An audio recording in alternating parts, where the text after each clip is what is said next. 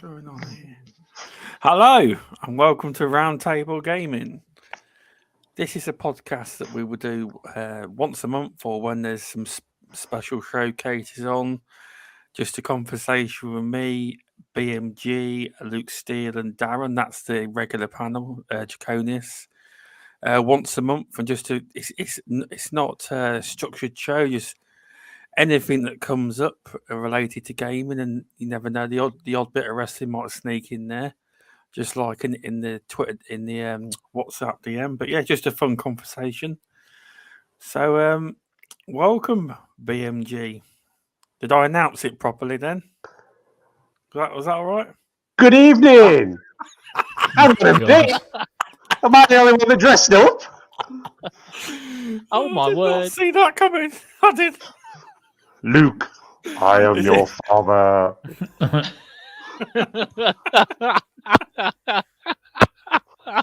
Well, looks like I'm the only one that dressed up. I did not see that coming. Good evening. Thank you for having me. Thank you for having me back on Roundtable. I'm BMG. Glad to be here. I'm looking forward to just shooting the breeze and having a drink somehow. I'll figure that out in a minute. Good evening. You need a straw. You'll have to get the straw to run under your chin or something. That's true. Oh, that is true. No, it's not working. Well, thank you for having me. It's great to be here again. Looking forward to just a random chat about absolutely anything. I do apologise if my breathing's a bit bad. It's the mask and breathing apparatus, you see. All you need now is a voice changer inside that mask. Well, funny enough, I do have a voice changer, but I don't think it'll come through very well. So this is what we get. Don't know how long I can wear this for because it is steaming up inside this mask. I can't see a great deal of anything. It must be hot in there. Although it has cooled down in the UK, you will be hot. Oh, it's about 20 odd today where I was. Well, if you want to probably take you off topic, I was just watching Lad Baby on Facebook, right? And he came up with a hack, for when you're in bed at night and you can't sleep. He went BMM bargains, and you can buy these dog mats, right? But they stay cool all the time. They're full of gel, and they stay cool. And he put it in his bed. It's really cool. What, just the gel or the mat? No, the like slice it open and pour it all in his bed and fall. This will do. The gel's in the mat. So, Mrs. goes next time, BMM bargains. I need a dog mat. For the bed. Welcome, Darren. How you doing? Yeah, I'm all right. Not loving this British heat at the moment. I've been to Portugal a few years ago. I love the heat over there, different kind of heat. But here, fuck me, it's unbearable. This heat, I hate it. It weren't so well where I am. It wasn't too bad today, not in comparison to what it's been. It was 20 plus down here today in the southeast. I can cope with that. It was when it gets to 27, 25, 28. Oh, during the week was annoying. God, could hardly move in that heat. I'm sorry, but BMG is making me laugh. That's how he does it. Oh, you should have used the straw. At least you could dribble through the straw. I don't know if you can get straw in there. Yeah, no, the holes are a bit too small here, so I don't think that would work. Oh dear. Yeah, I've been fine. Welcome. Thanks for the invite, mate. I've been busy trying to finish the game of Sniper Elite 5. I'm on the DLC at the moment. Oh, yeah. And the DLC's was worth £5, 5p of anyone's money. That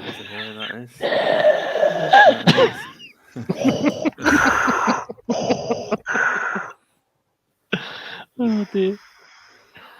I bet Luke's thinking, what the hell have I walked into? Oh, hang on. I think we might have it. Oh. No, it's not going to fit inside there. That's just going to be a bit of a mistake. Can't get over this. we was on about dress up, and I thought we were all dressing up, and I was like, I'm the only one that turned up in dress up. Darren was on about dressing up. He was. Oh, that will come. That's Oh. coming. Don't worry.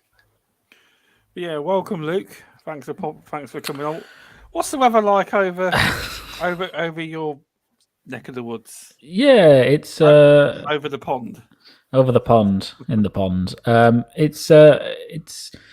It's basically like France, I guess. It's probably the closest. So it tends to be a bit hotter year round than the UK.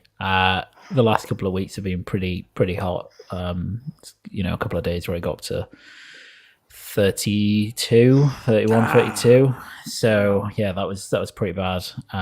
But the last few days have been okay. They've been kind of low 20s. And we get a lot of breeze here, obviously, because everywhere is basically next to the sea, which helps. So, yeah, a little bit different kind of heat than mainland UK, which can be a bit horrible in terms of heat. So, yeah, it's been all right. And thank you very much for the invite. I'm still trying to get over BMG's appearance as Darth Vader. I did actually say because before it started, he was in this bit before. He did say, "How's my lipstick?" And I thought nothing of it. I didn't, and that was obviously him trying to say, "I've got a mask on," but I never thought note of it. I didn't. I didn't think he'd take the extreme cosplay to the limit. Oh, he took it off now. I know we was talking about it. Oh, So He won't be able to drink the pot as well. Oh. Looks better than Anakin does underneath, so that's good. No burns. Yeah, my eyes aren't yellow. It's the only thing. That's the only thing. Yeah. Well, I've got my Darth Vader suit still on, and my cape. Gonna have my cape. I've got a question for you, BMG. Go on. Where is the mic on that headset? Because I'm hearing negative reviews. Perfect audio, but the mic thing is Mike's leaves lots to be internal, desired. mate. Yeah, internal. It's internal. Oh, Hang right. on. Because I've got the PlayStation 4 ones. This side. They're It's on internal. this side.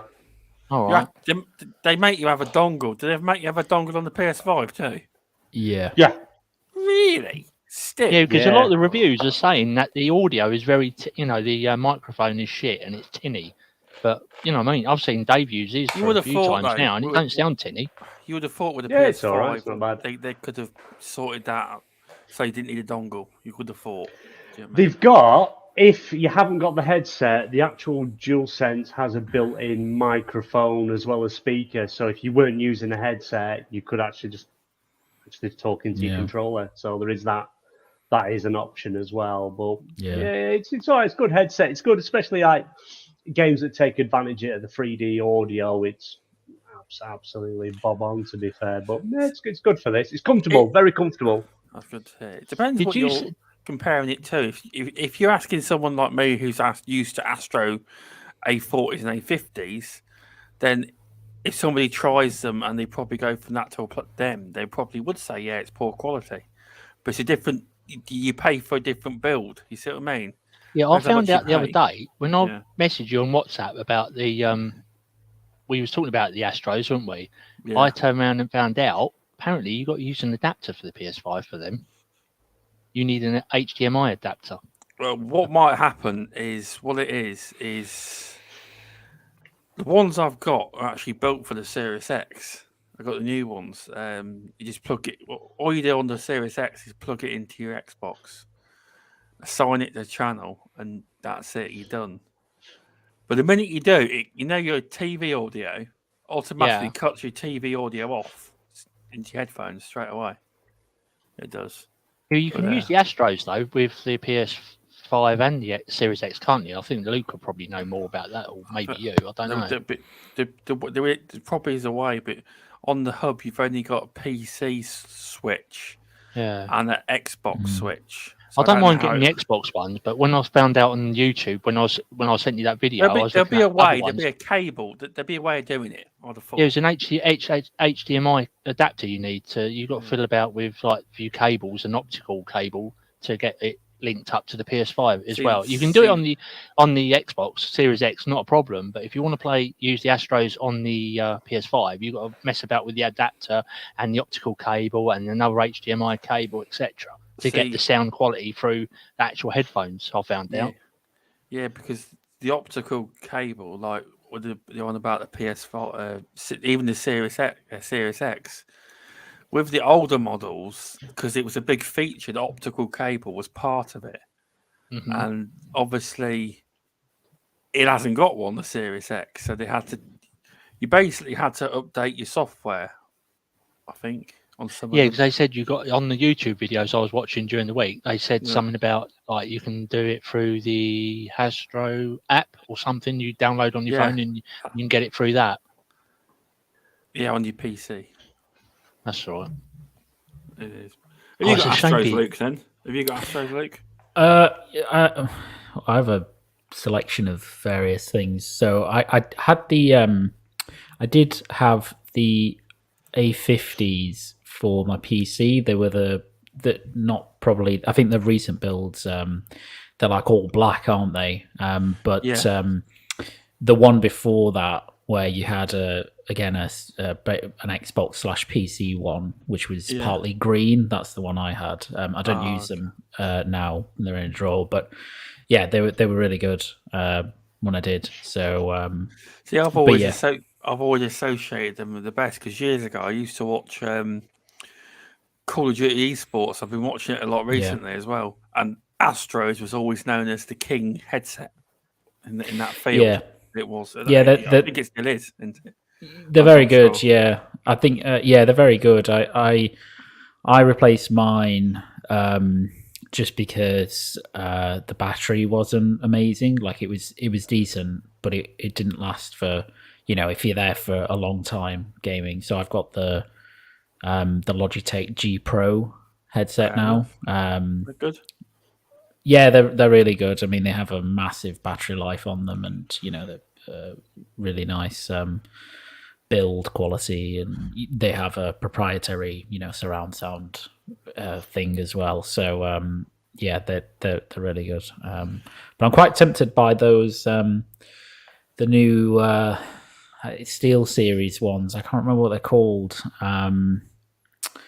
Something Pro or something or other. okay. They're fairly recently released, but apparently they're really, really good. I just can't remember what they're called. See, But, I don't use mine. Like even though I've got Astros, I don't use them all the time. You see, so I wouldn't notice the battery thing.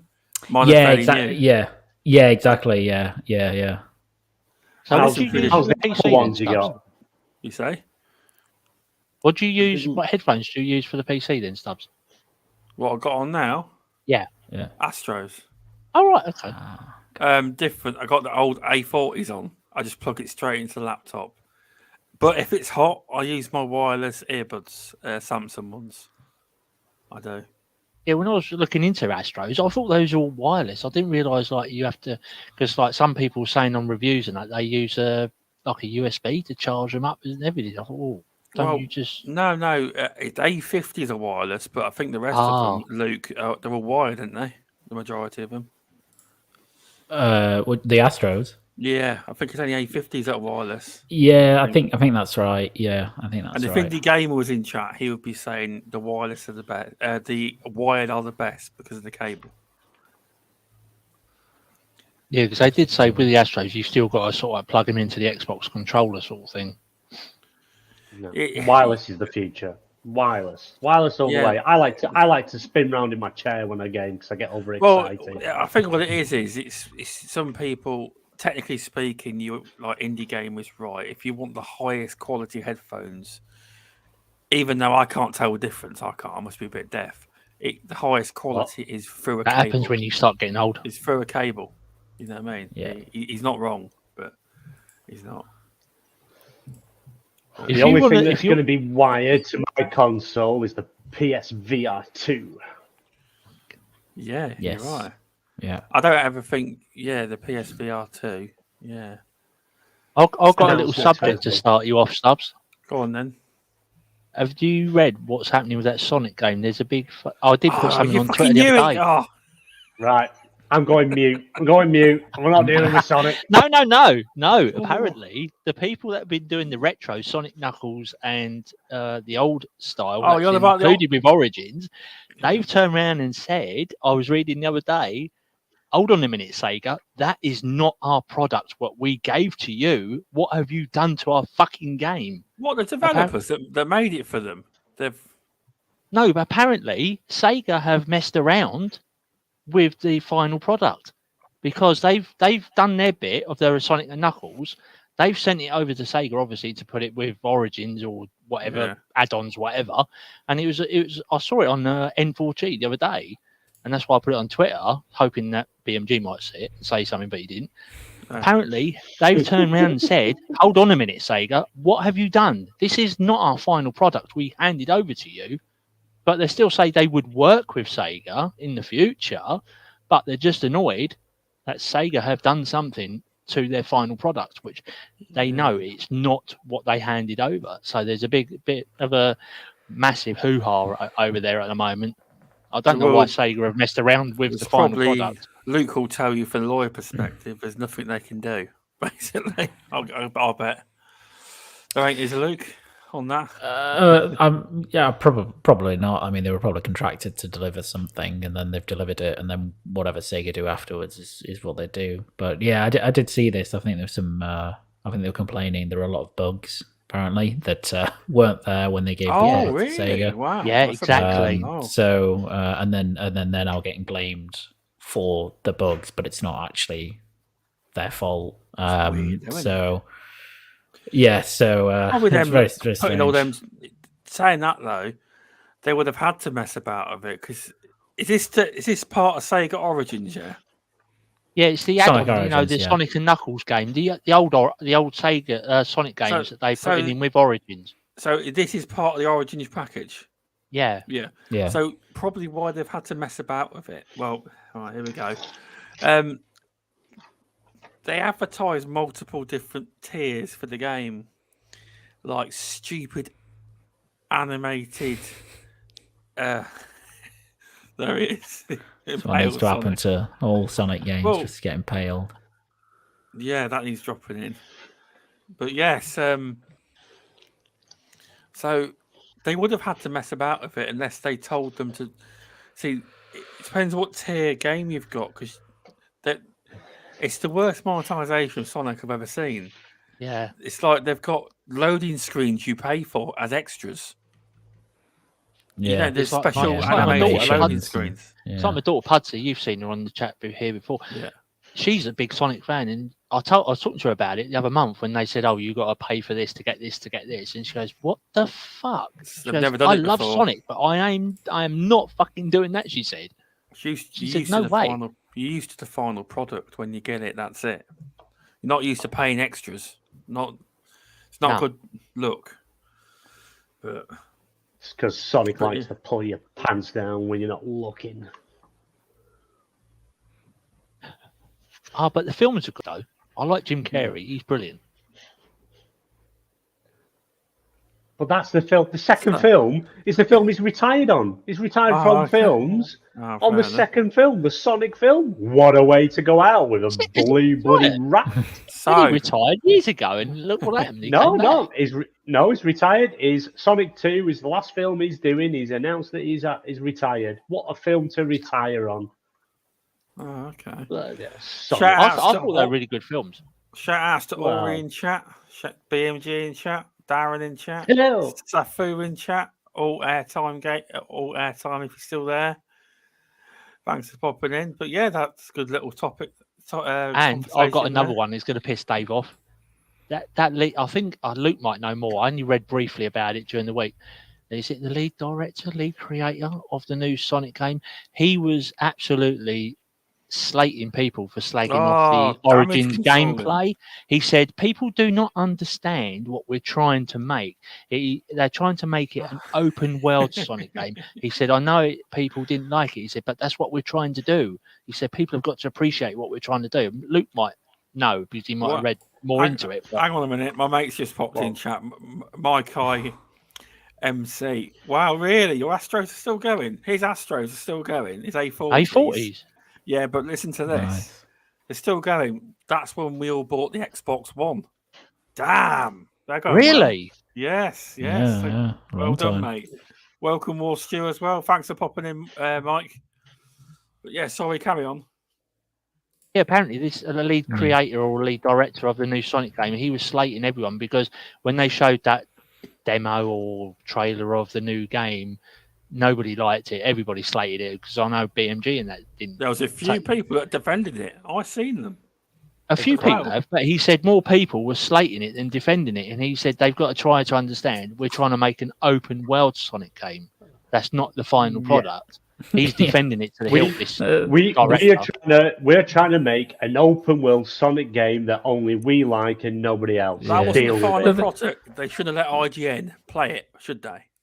The thing is that it's like nobody's slating that game because they're trying to make a new Sonic experience. I think everybody's, fine with them attempting to do that. They're slating the game because it looks shit.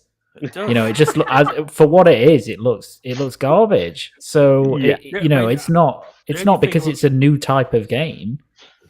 It's the water. The water looks glorious. The water's the only thing that looks good in the game. Yeah, that is it. It just looks bad. And I don't. The thing is, Sega just keep doing this with Sonic games where they try and chase a trend. And the only game really that is like a platformer that's been able to reinvent itself time after time is Mario. That's it. Like that's the only one that can do it. And they've like worked out a formula for a good 3D Mario, a good 2D Mario, and different Mario spin-offs. Sega have never worked this out for Sonic, apart from maybe Sonic Adventures. So, I hope it's good at the end of the day, but it looks crap. So I don't think anybody really wants Sonic Breath of the Wild. No. Which is what it looks like. So, in fact, it looks worse. Well, yeah, it looks worse. That's actually a good game, isn't it? Yeah, well, to be honest, I haven't watched that trailer because I heard you say something about it. It wasn't a trailer. Dave say something, and I thought, you got to. After the show, when you got time, go on YouTube and type in Sonic Frontiers IGN.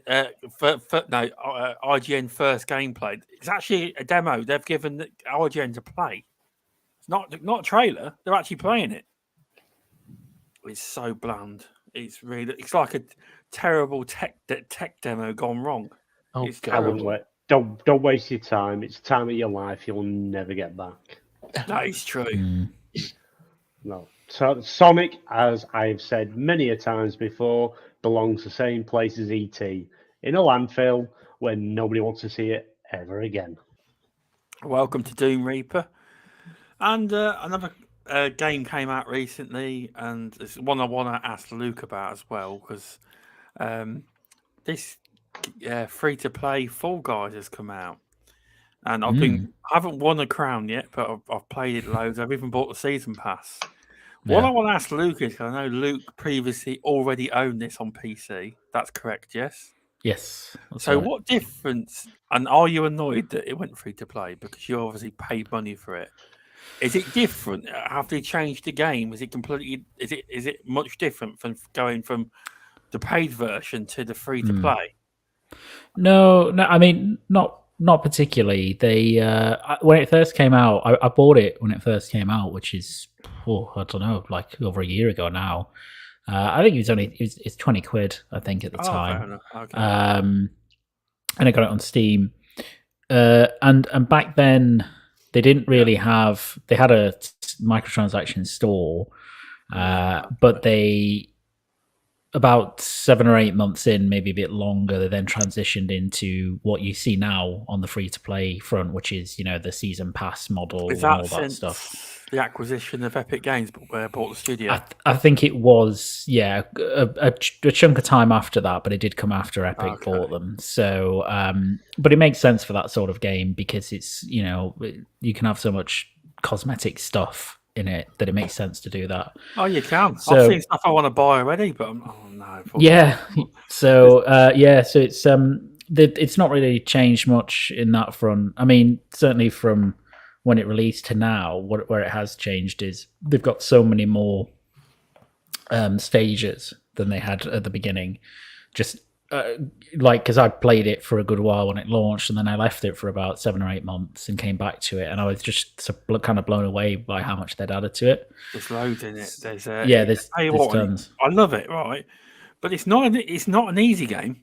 Not a bloody easy game. No, it's not an easy game to win. I mean, on PC, I've won a fair few crowns. Funnily enough, I downloaded it the other day when it became free to play on Switch. First go.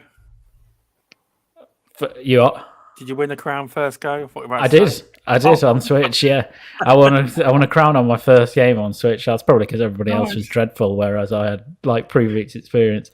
Yeah. I wouldn't recommend playing it on Switch, by the way. It's not great, but yeah, it's a really fun game. It's a great game if you don't really have much time or concentration to play something a bit deeper. Just to chuck on, you can play half an hour and then be done. You say that, really but I've tried that. 2 hours later, I'm still playing. Oh yeah.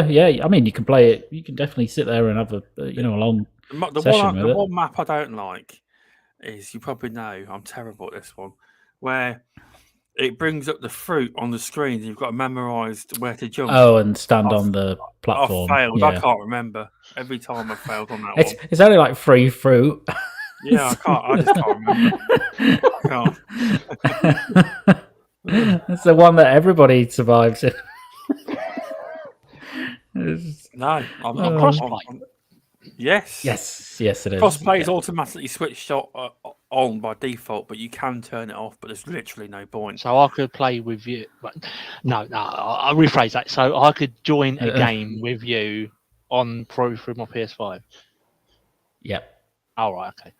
Yeah. I nearly said it the wrong way around then. We could all play with each other. Play with each other in our own small little space. Yeah, that's right. It is a fun game, but Darren, when you do play it, I can see why some people could rage quit and get really annoyed with it as well. Oh, don't get me wrong. I played it a little while because my daughter started playing it. She was well into it. She said, "Oh, yeah, Dad, have a go on this." What I noticed when it first came out on the PS4, I had a go, and it did. It didn't rage quit. It was just like, get out of it. These Muppets sit at the end, trying to stop you getting through the finish line. Yeah, that's what I was getting on the PS4. So I thought, no, I just jump over them. I do, but I don't know. I don't know what they think they're accomplishing. Well, I was playing before. I got a couple of games in before. You know the one where you've got them two things spinning around and you've got to jump over it. Yeah. Some prat grabbed hold of me. So when the green thing came round, because I couldn't move anywhere, just whacked us both off. I turned off after that. Yeah. I don't know what they're annoying they are. The finishing. I've seen them do it, and then they ended up losing. So it was quite funny, that was. It's that end bit that I don't know if it's on the one that they brought out. It's a bit to what I think it's as you get through to the final bit where you've got to jump on those hexagonal square things. Yeah, it's random. And they disappear, didn't they? Yeah, that's one of them. Yeah. It's so random. They keep changing it. They do. Like a new map popped up earlier when I was playing it. It's always random. It is. Mm. I don't know how many maps there is. There's loads, but there's a lot. Yeah, now there's a lot. There is. Also, that when you go Skegness, if you ever go Skeggy, there's a Fallout bench in Skegness. And when I go Skegness, I want to go and visit this bench. I do. I'm not kidding, BMG. It's actually a bench they put there by Fall Guys. Really? Yes, there's a video on their Twitter, and they even got the mayor of Skegness to open it and that. It's legit. I'm not joking. Serious? He clearly doesn't have a great deal to do with his job, then, doesn't he? Why Skegness? I don't get what. Why would you think? Like you'd think, like central London, somewhere. Creators are from there, or no? It's in Skegness. No, they're American, I think. Oh, no, they're not. The developers. What are they? I think the developers are in Britain. Are they? Is it Playtonic? Is that what Playtonic, isn't it? Yeah. Let's have a look. They probably look at it faster than I can. Yeah. Mediatonic.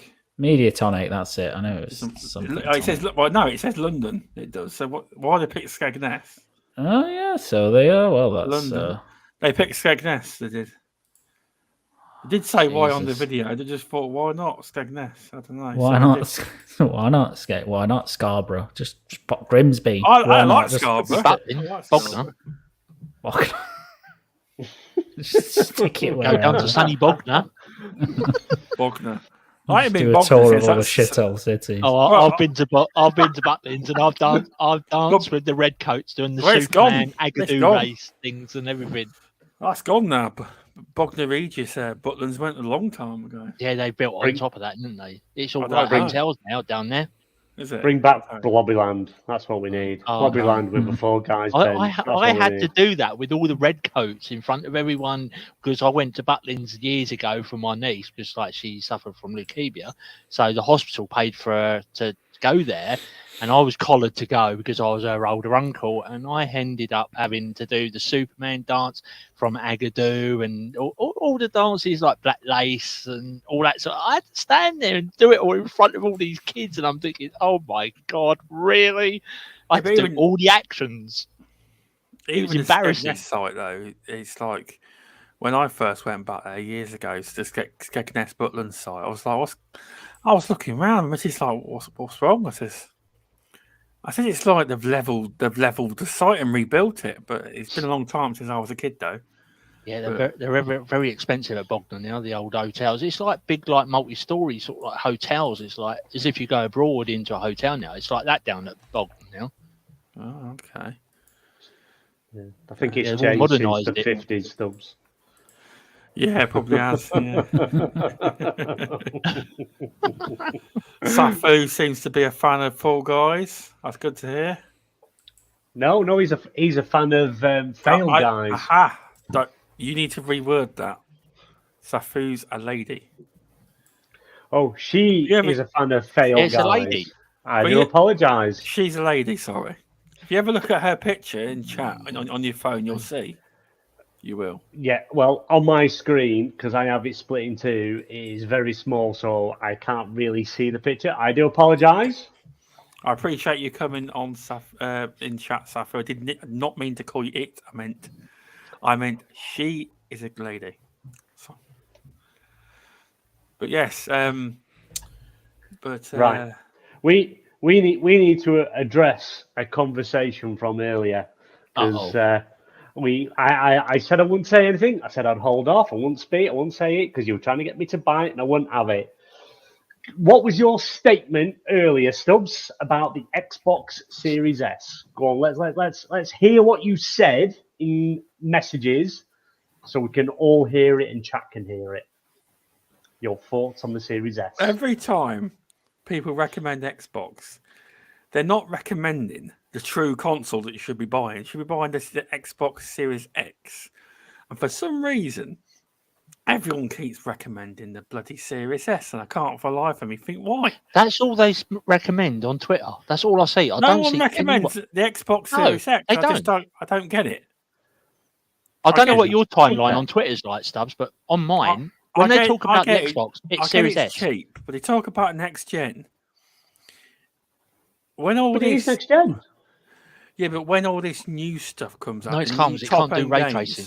They won't be doing ray tracing. You won't get the top end experience. You'll just No. get.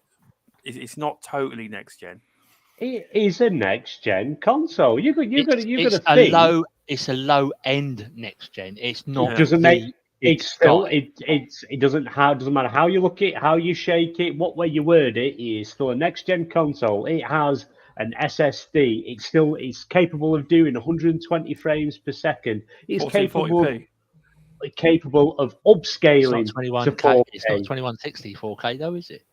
Yeah, but it can upscale to 4K. You look at the PlayStation 5, it checkerboards 4K.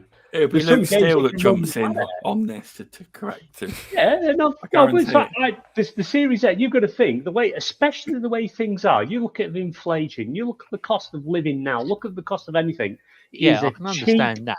It is a cheap way of getting to next gen. It has still all the features that the Series X has your quick resume and all, fast loading and all that. It's a decent console in this current gen. I don't know why I keep calling it. I'm going round now. every time I see people recommending the Series S. I'm going to go stick under it. You need the Xbox Series X. Yeah, but by Oh, I don't know about yeah, that. but by turning round and saying, "Oh, it's nothing," the Series X is where everyone should be. Not everyone can afford the Series X. Not everyone wants to be that. A lot of people are in the PlayStation ecosystem that want to try Xbox at a low cost, and the Series S is absolutely amazing. Like I was saying before, I have 3 Series X's in the house and 2 Series S's, and I'm looking for another S to go in the living room. Well, no, Because- you sending the clear message there. You like the Series X better. Yeah, but only But one I of can them's mine. understand what you're saying, okay. Stubbs. I don't know what your timeline's like. Mine on Twitter, they don't talk about recommending the Series X. It's always, of them you do. must get the Series X. You Nobody must get the does. Series S. It's brilliant. It's excellent. Yeah, Yes, it's good but for when what you- it does. But it's Yeah, but when you not the struggle true getting dad. hold It's of it, yeah, but when you struggle getting hold of it, what do? Just not recommend anything? No, the Series S. The Series S is a good, small little console. It does a lot of what the Series X does. It's, it gives, not saying it's on exactly the same as the PS5, but it gives that a bit of a run for its money. It's the You sort of look at some the console you games- recommend, sort of like, or if you've got to get your daughters or your sons or your brothers or something, oh, they want an Xbox, but you can't afford a Series X. Yeah, get them that one to start them off. Yeah, fine. Yeah, no, personally, I think the Series S, it was a brilliant idea of Microsoft to come up with that, to come up with a lower price, a few less specs than the Series X, because they're selling really well. You look at, what was it, Japan for last month again, outselling the PlayStation 5 in Japan because Yeah, well, they can, Oh, because they Samsung can should have got it. because they can get more consoles out. They can get more consoles out because if they can't get the Series X, they've got the S. And people are buying the S because they are mainly Sony, but it's like they want to try out Game Pass. They want to try out first-party games. You've got this low cost. And, I can see the Series S is going to drop off once this, Xbox xCloud Puck thing, when that comes out eventually. I think that is a lot more people are going to go for that over the S. Depending on internet wise, but I really do think that the S is a good entry into this generation, and it's kind of like the first time we've kind of had this, top end and like middle tier to get people in. Well, that's my thoughts on it. What do you think, Luke? Yeah, it's quite difficult. I think it's. I don't know. My thoughts kind of change on it all the time. So I think it's. Yeah, I think I can see why people recommend it, because at the moment, if you can't, as you say, if you can't get a Series X or a PlayStation 5, then you can easily walk in anywhere and get a Series S. It's very, very simple to do. They have an abundance of stock of it. So and no problems manufacturing it. So I think that's really cool. So by comparison, it's very cheap. And I think, it is, as you say, it is a next gen system. It has all the underlying features of the other next gen systems. It's just underpowered by comparison. The big thing, I guess, is going to be in the future when they start, dropping cross gen, games, to see what are the sacrifices that are being made on that console as compared to the X or maybe the PlayStation 5 if it's multi-platform. And I think that's the point when they bring out another Series S. They bump it up. Ooh, breaking news. No, I can't see that. I can't see it. No, it'd be on a consumer level, it'd be way too confusing. No, you're probably because, right. Like Doom Reapers is basically made for people that don't really have a 4K TV yet. Yeah, it's one. I've been thinking about getting one for my guest bedroom. I might just get the Series X instead. They're actually really easy to get here for some reason. But because it's just a nice little console. I think it's cool. I think it. It's really good value for money, and it gets people into the ecosystem. And you've got the exact same feature set as you do on Series X. So obviously, it'll be interesting to see, for example, Forza Motorsport, right? What does that look like on the Series S? They've said that also supports ray tracing there, which is great. But what are the sacrifices made to things like resolution or frame rate or, other fidelity? Because there will be some sacrifices. Yeah. I think it's I don't get there's this like real love for it on Twitter sometimes from people who either don't have one or have a Series X and just kind of happy for other people to get a Series S, which maybe that's a fanboy thing. I don't know, because people are buying the console. But I think if you're an enthusiast and you had the choice, you wouldn't get a Series S. Obviously, you wouldn't. You would get a Series X. When I was getting my trying to get my Series X, I had loads of opportunities to buy Series S, and I just refused to get one. I thought I'm going to get the Series X. I'm not wasting my time on the Series S.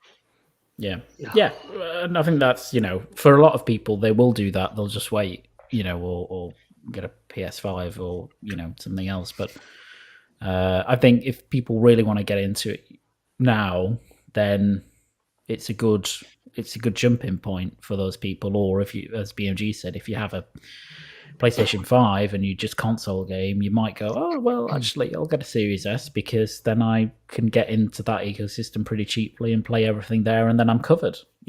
I'm covered for everything apart from Nintendo stuff. So you're pretty much right, to be honest. I wasn't, when our conversation with BMG, it wasn't actually I wouldn't personally want one. If my son's Xbox One S breaks, because I know BMG is 4, but to him, when he sees it on TV, the Xbox Series S, he said, "Daddy, I've got that upstairs," and he doesn't know. You can't tell the difference because, to him, all it looks like is his console, but there's a circle in the middle of it as a ventilator. It looks the same to him because, I mean, I've noticed with the Series S, and I can see why it's selling. Because I've looked at their advertising for the Series S. It's amazing that they don't even advertise it with Xbox games. It's all Fortnite. That's how they're selling it. Yeah, it's the Fortnite game they're advertising. In the main advert or the current one, it's basically advertised around Fortnite. So I can see why they're selling them well. I'm not being funny, but we got our daughter last Christmas a Series S, and as soon as she opened it, she didn't know what she didn't even have. Usually, we drop a little clue or a hint of what we're getting there for Christmas, just like, and she'll go off and okay, well, I think it's here. But she opened it and she was in tears. She was, oh wow, I've got a new Series S. This hasn't long been out, and she was over the moon. But she loves it. Her and her Microsoft flight simulator thing. She loves playing on it. She absolutely adores it. So it's perfect for her in her bedroom. You know what I mean? When she's not doing other things, she loves it. There we go. See that? To my son, that one. Obviously, he's a lot younger. That if he didn't see the top and just seen that from the side, he would say it's the same console. He probably still would with that. He's literally, the size wise, it is so small, so light. It is a small little console. He'd drop it now. That's the door. It's a better notch. It is small, isn't it? It is. Yeah. It is. Yeah, my daughter loves it. She actually comparison wise. I tell you what. Let's compare it to. There we go. Look at that. Should be all scale references. There we go. There we go. To be fair, it was a clever. It was I'll really put that clever. down. It was a really clever idea, to be fair, to bring something out cheap. I'll tell you what, BMJ, I love those fucking. I'm gonna have to get a tattoo of one of those. I love those. They're Maori, aren't they? Yeah, me mate did these. Me mate's attack. What, this one or no, the one on your arm? That one. That's on my arm. That one. Which that's one? Like Maori, isn't it? Right, this one. No, that one. The first one. That one. Yeah. Yeah, my mate did that. He wanted to tattoo my arm, so he come up. Yeah, up I like that. I do like that. Yeah, custom made. So, something else I wanted to bring up because, sorry, carry on, BMG. Oh, just a bit of breaking news. I don't know how true this is. It's just come up my Twitter feed line. Apparently, exclusive, according to Jez Corden, I wouldn't have named him straight away because it's dropping him in it. Xbox is speculatively coming out with a cloud handheld. That is just breaking on Twitter now. That's the Steam Deck, isn't it? I don't know. Someone put it on there. Yeah, but it wouldn't be that difficult, really. I mean, if they were to do it, I mean, they're very good at making it. If you're talking about something that plays the cloud, yeah, and just has a controller attached to it, they could just knock out some kind of Surface version of it and stick a controller in it. Would it be that difficult? I don't really know. It looks like if it's just cloud-based, a PSP handheld by the picture. I don't know how true the picture is. If it's true, it wouldn't take a lot for the Surface team to do, surely. I might be wrong. If it's cloud-based, just purely for the xCloud, I can't see how it'd be. It's not like a Steam. It wouldn't be as sophisticated as like a Steam Deck. It wouldn't be, if it's even true. But it looks like a PSP handheld thing. Well, that's a picture that this person's put on there.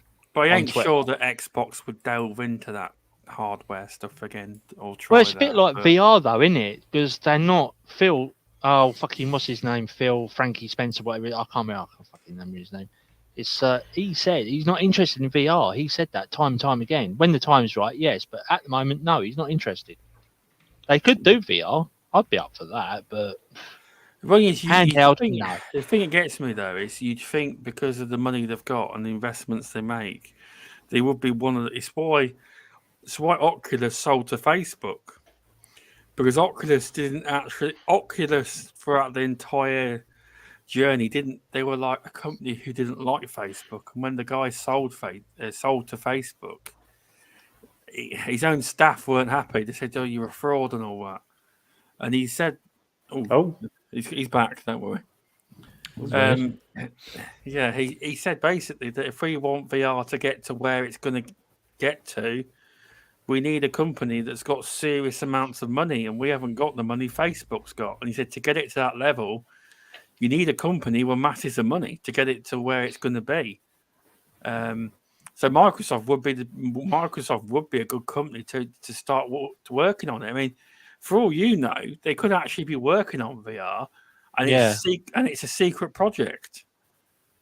Frankie, he said it when he was interviewed, wasn't he, a few months ago and last year and the year before, when people say, PlayStation's got their VR when are you? Oh, well, that's not our focus at the moment. But we are looking into it. Yeah, but even with that, though, they could just do a partnership with Facebook and say we will allow Oculus games onto the Xbox and just allow the Oculus to work off through the Series X. If they wanted not. If they're going to do something, they're going to do it themselves.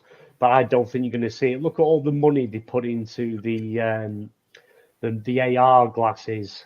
Cost thousands upon thousands to buy, and it's just like they're only still in the. I know we've got back in the original Xbox 360, but you still got to think Xbox and Microsoft are still in the I would say the young stage of gaming.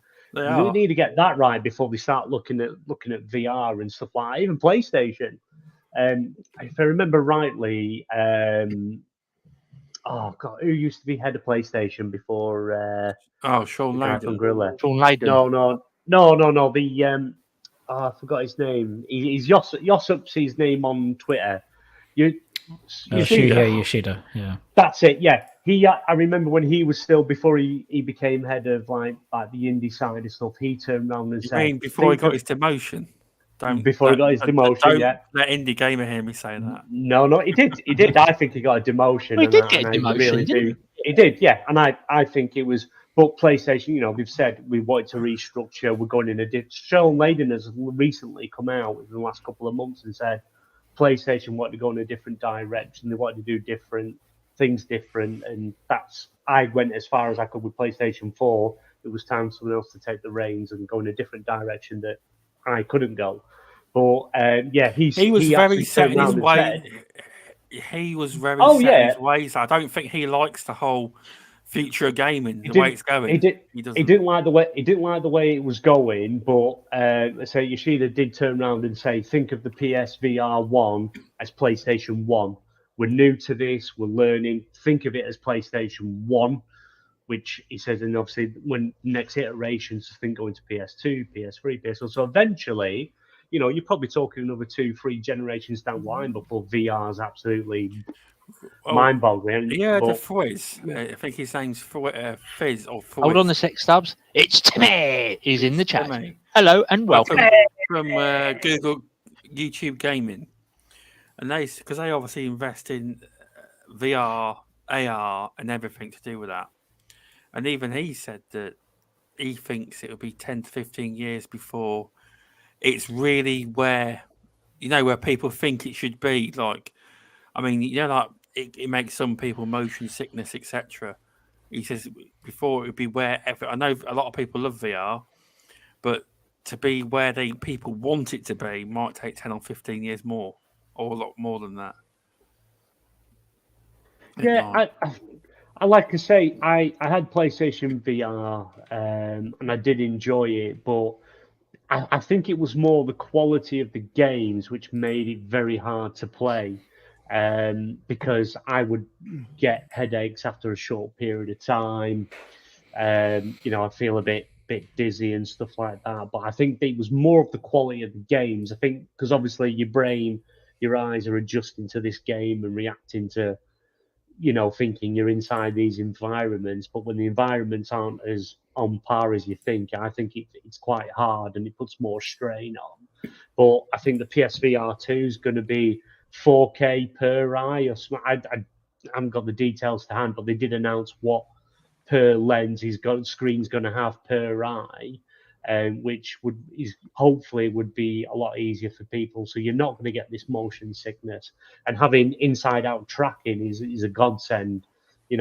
Playing like the likes of Star Trek Bridge Crew, awesome game, really enjoyed it. You stood at consoles doing all the stuff, but you look a little bit too far to the left or the right or up, it just boom, flings the screen out of you, and you're like, you got to readjust yourself and stuff like that.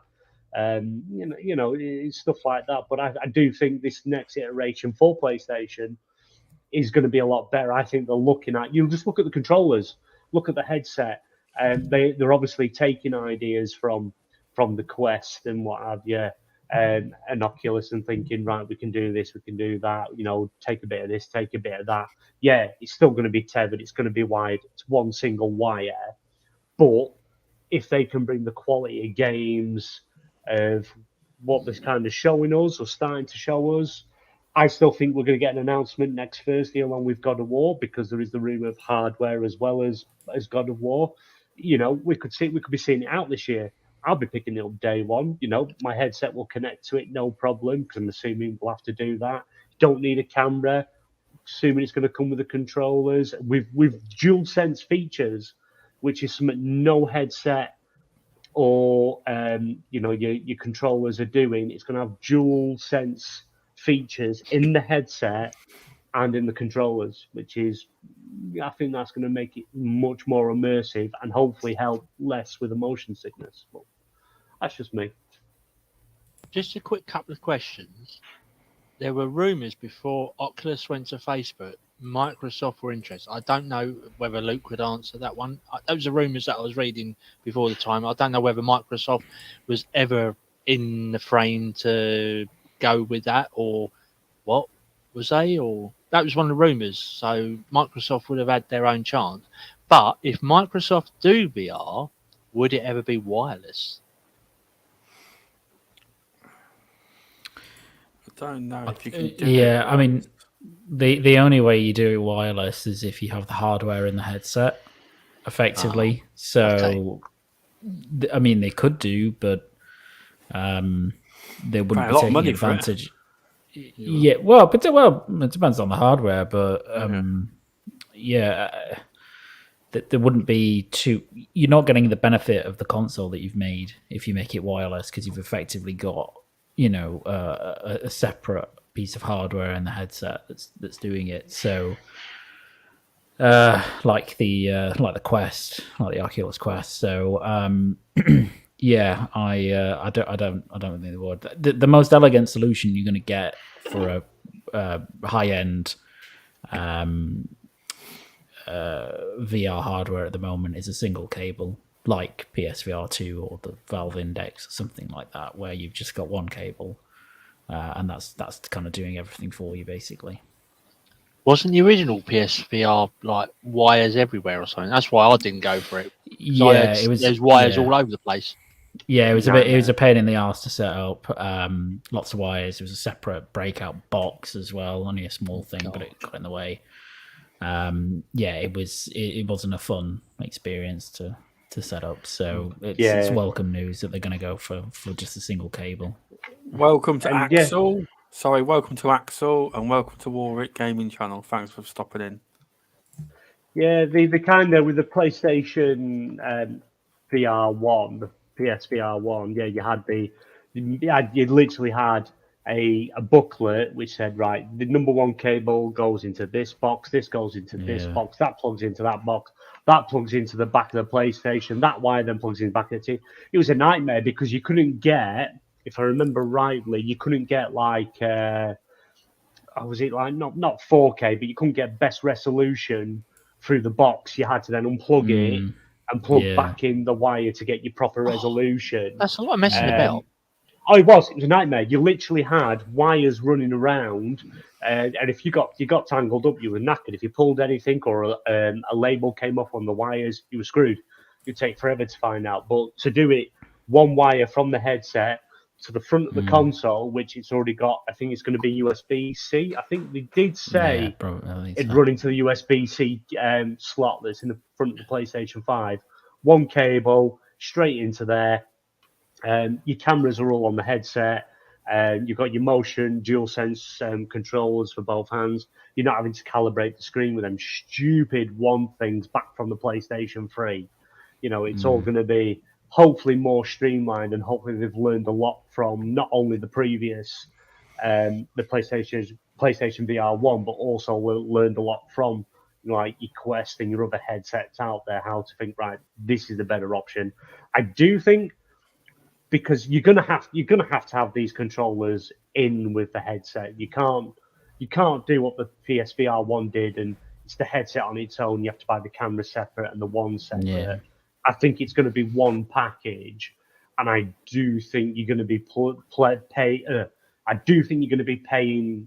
I think you're going to be around that 350 to 400 mark area, and because you're going to have everything bundled in one. I do think it's going to be a bit more on the expensive side, but if it's got in what they've advertised and what the specs they've released, I think it's going to be well worth it. I think it is worth the price of a PlayStation 5, in my opinion. So with the PSVR 1, you had the two controllers in both hands? Yeah. You had to buy them separate. The motion ones. Yeah. Everything was separate. You had to buy the camera separate to the headset to the ones. They literally, the ones they reused from, I can't quite remember the name of the game. You used to use the PlayStation Eye and use the ones for it's like a wizard game, a book game. I can't remember the name of it. And you used them for that. And because obviously they've had stockpiles of that because that was a complete failure, they built the PlayStation VR to use these ones. So everybody needed to get these ones, and literally you couldn't get them anywhere because obviously unless you had them, everyone was buying them brand new at top whack price. I think it was like 50 quid or something like that for a pair. And they were selling them individually as well.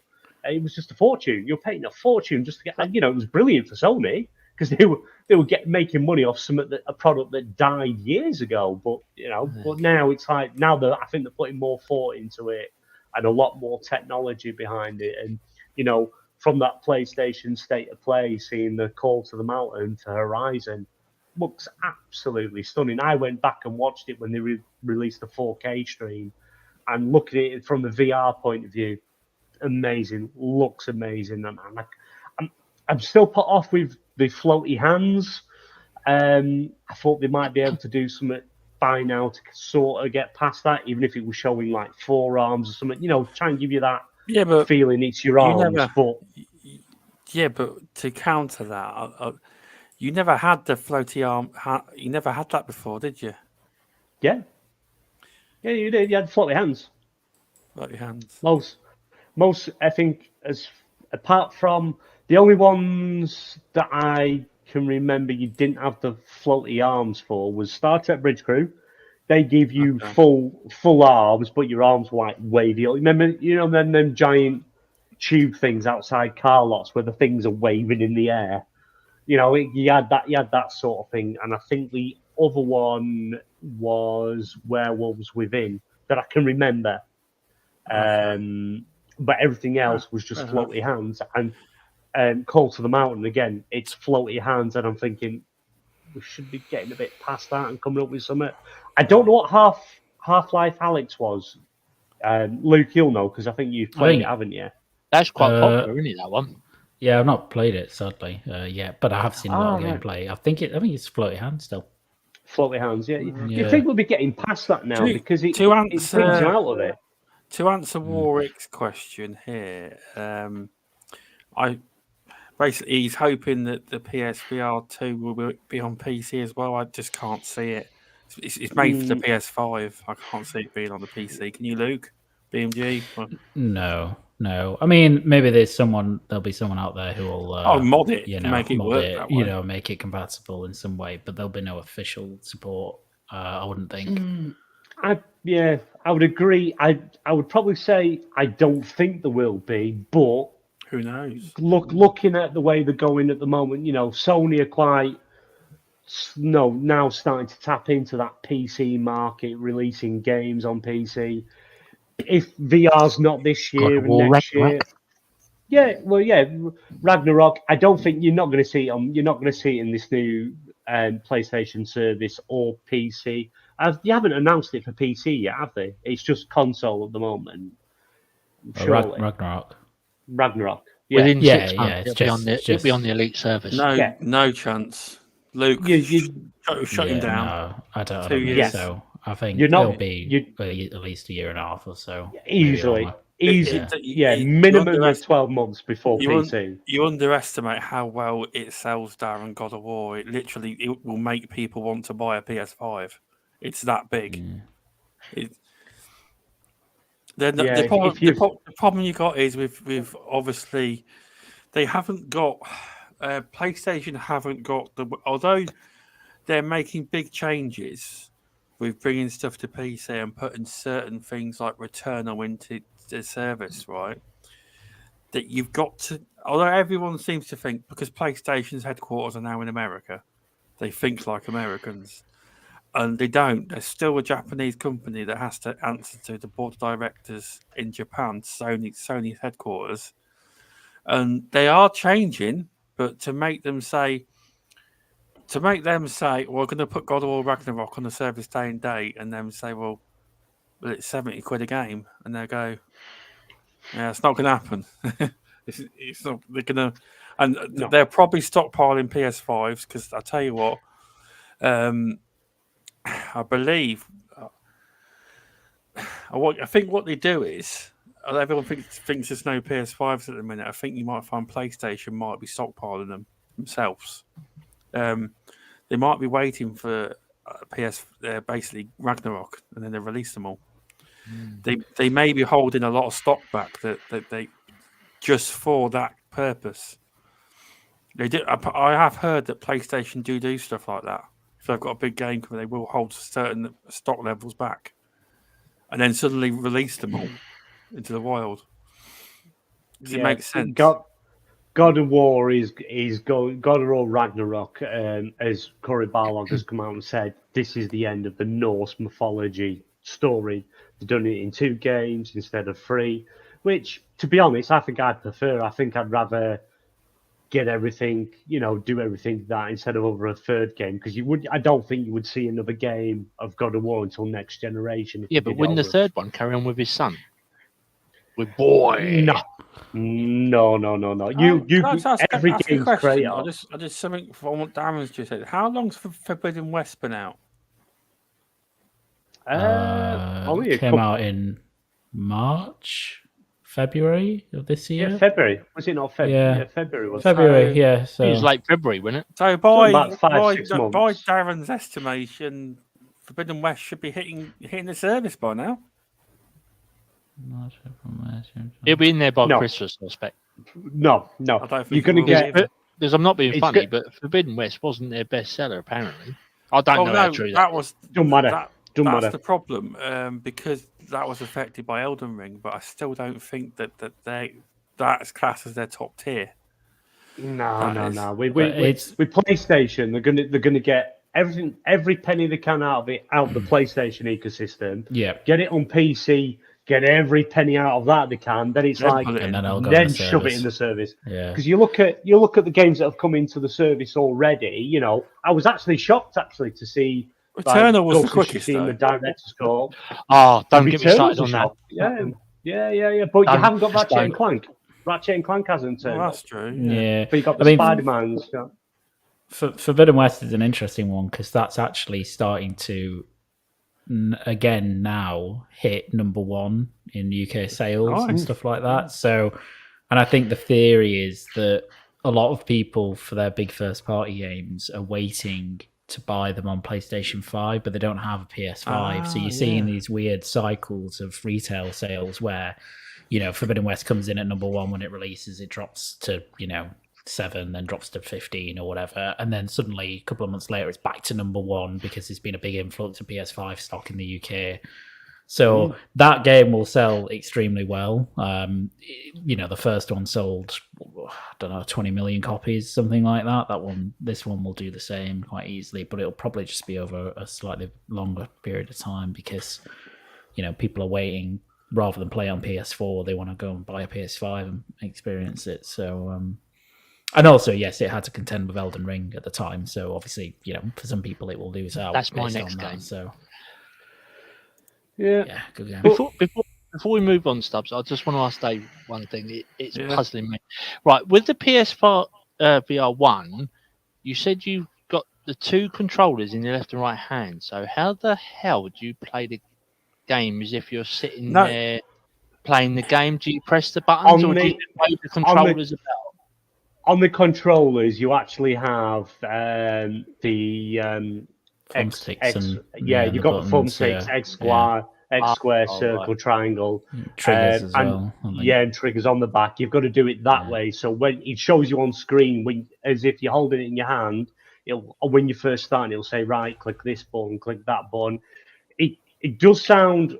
You can't, obviously, because you've got your headset on, you can't see what the hell you're doing, but you soon quickly get used to what's where. Doesn't take that long to get used to be fair. But if you look on the new DualSense controllers, they're the same. You've got thumbsticks as well as your triangle, X, circle, square on there as well. And I think there's triggers on where your 2 middle fingers would be on either side. I just wondered that's all. Yeah, it's going to be one of them. It sounds, how the hell do you know what you're pushing at the time, but you very quickly get used to it as you're actually playing the game. And if I remember rightly, with certain games, you were mainly using the triggers. So you was when you was going to pick something up, you would click the trigger and then move your hand up as if you had it in your hand, let go of the trigger to let go of what you were holding. A lot of games did that. It was only the odd games where you had to click like triangle or circle to go into a menu or something like that. So with the PS4 VR2, it's just going to be 1 controller though. No, it's 2. Again, it's still 2. Oh, it's still the 2. Yeah. Right, okay. But they're going to have DualSense features. They're going to fit. I think there is actually, if you do go online, you can actually see the place that they've released what the PlayStation VR2 is going to look like.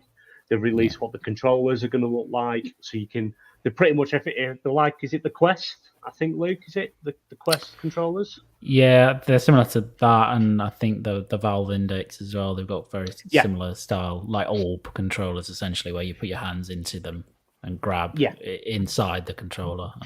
You'll see what I mean when you have a look. Yeah, and that's it. So you're going to have them. It's going to work sort of the same way. It's going to have DualSense features. Well, the headset itself is going to have DualSense features, and it's inside-out tracking, so they can track your eyes and it can map your environment where you stood. Whereas the problem with the PlayStation VR 1, you had to have quite an open space. Like I had the VR in here, and I learned the hard way when I was playing Skyrim, raising an axe to hit just to hit a giant, and I end up hitting my hand off the wall. Oh, someone play music. Yeah. What, me? Oh, me. Stubbsy watching his dodgy stuff again. Playing the Skyrim music. Dodgy Stubbsy. Yeah, but you're gonna see. It's like you can actually in the new PlayStation Plus service. It's actually VR games. I take that you've had enough stuff. You can what's it called? You can play background music in StreamYard now. It doesn't work very well though. You can't hear people. I thought I'd test it. There you go. Sorry, carry on. That's it. No, but you have got your VR games they've actually put into the service as well, both the extra tier and the premium tier. And I suppose we will talk about, anytime soon about the new tier. We may as well transition into what actually all three of you have got the new service. What do you all think of it? I haven't used it yet. I haven't actually looked at it yet. Wow. No, I mean, No. I presumed you signed up because you're all in there talking about your PS5. So I presume you I mean, signed up. It's not like the thing with it is that, like, for me, all of the big games that are in that service, I bought them anyway. So, I don't really have any advantage for getting it. Classic games, I'm not too bothered about. So, and I'm kind of waiting. I don't generally have PS Plus because I don't play many multiplayer games on PlayStation. So, when that stuff starts to come out, I will then get it and get the service. And I'll probably pick up the trial soon of extra or premium and see, what it's about. But yeah, maybe probably BMG has a better idea of, everything on it, considering he's been using it. And yeah, Darren, obviously. Yeah, I've been looking through. Oh, sorry, my phone's going off. Oh shit! Come on, get off! Sorry. Mike, you mute. Yeah, there's to be fair, looking at what they've had to offer, because obviously PlayStation haven't been pushing it. They haven't really said, oh, we've got this, and this. They've just said, new service, it's coming in these areas at this time. Enjoy. But to have the likes of not only the PlayStation 5 version of games, you have the choice between downloading that or the PlayStation 4 version. But if you haven't had the chance to play Death Stranding in PlayStation 5, Ghost of Tsushima PlayStation 5, Miles Morales PlayStation 5, you've got Returnal, which is PS5 exclusive, Demon Souls PS5 exclusive. Then day one, I was quite shocked for, because I really didn't think we were going to get them sort of games day one. I thought maybe further down the line. So that was, was quite a treat. I've got some I want to go back to. Some of the third party games, Vampire. I remember when I first got Game Pass, downloaded Vampire, however you pronounce it, and it was literally just coming out of the service, so I got to play it for about an hour or two, and that was it. But to find that it's in that service is really good. And also, you have got a lot of crossover, which I have noticed. Especially the biggest one I've noticed is Guardians of the Galaxy is in both services. And I think it was Scott I was having the conversation with, thinking, nah, there's no way they're gonna have this. They're gonna cross over. It's just the neither side are gonna allow it. Me as well. I thought they'd both lock each other's games off for exclusive. Money talks. Yeah, so it's a big surprise, and also to see Bethesda games in there, which is a bit of a shock. Fallout 4 is in there. I think Fallout 3's in there. It's a bit of a shock to see them.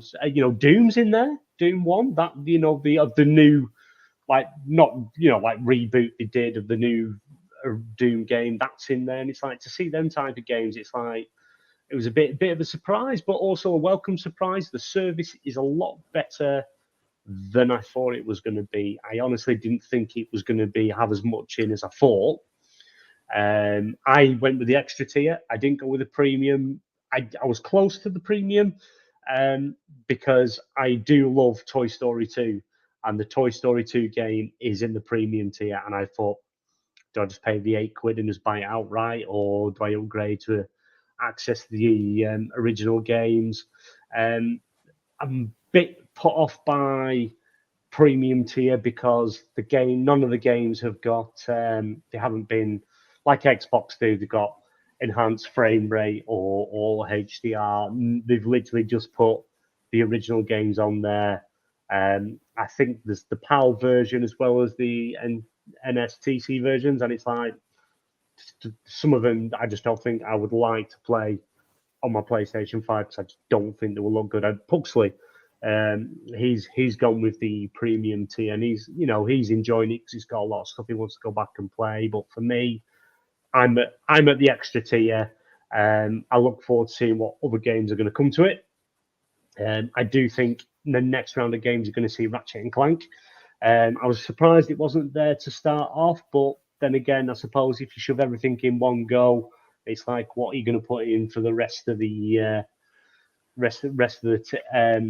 the time that it's running?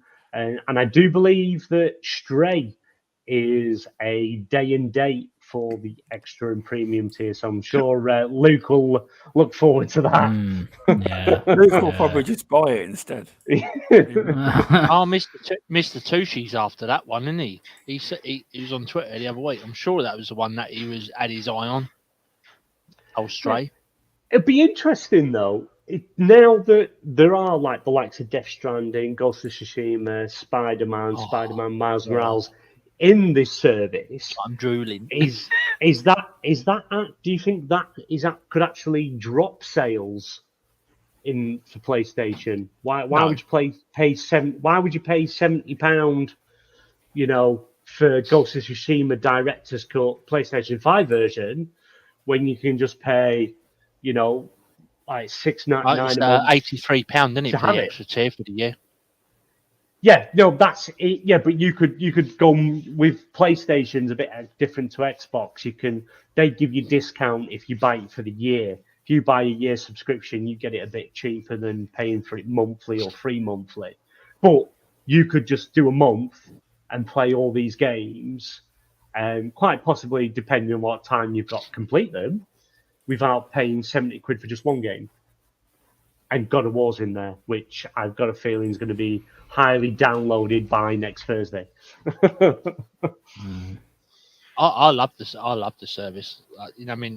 I when it was released, I turned on the PS5 and I thought, right, I'll have a look, see because someone was saying on Twitter, oh, it's live in the UK. So I thought, okay, I'll have a look, and I checked it. And I turned on. I thought 25.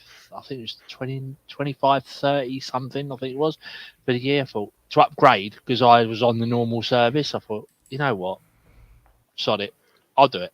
So I thought, right, okay, I upgraded, and oh my God, I'm sorry, Stubbs. I'm going to go into Luke will probably agree with me, but I am going to go. I have never, ever gone into a rogue. I've always avoided rogue-like games, and I thought, you know what? First game I'm downloading is Returnal, and I downloaded it. Yes, I died 5 times within 3 hours. I don't care, but oh my God, what a fucking game that is! That is so amazing. I went into the mindset, yeah, okay, if I die, I lose my shit. I don't care. I just went into it, and like the way the world changes around, it was amazing. I loved it. You know what I mean? Once I haven't, sorry, Luke, but I haven't even got to the first biome. I haven't even got to the first objective because this big fucking beastie keeps just killing me off. But I don't care. I am enjoying it to the highest.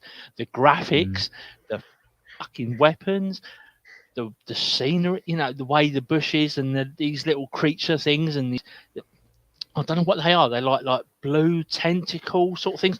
And then these tentacles grab you as well. And they think, oh my word, this is absolutely amazing. I love it. I haven't played anything else on the actual Elite service yet. I've just gone.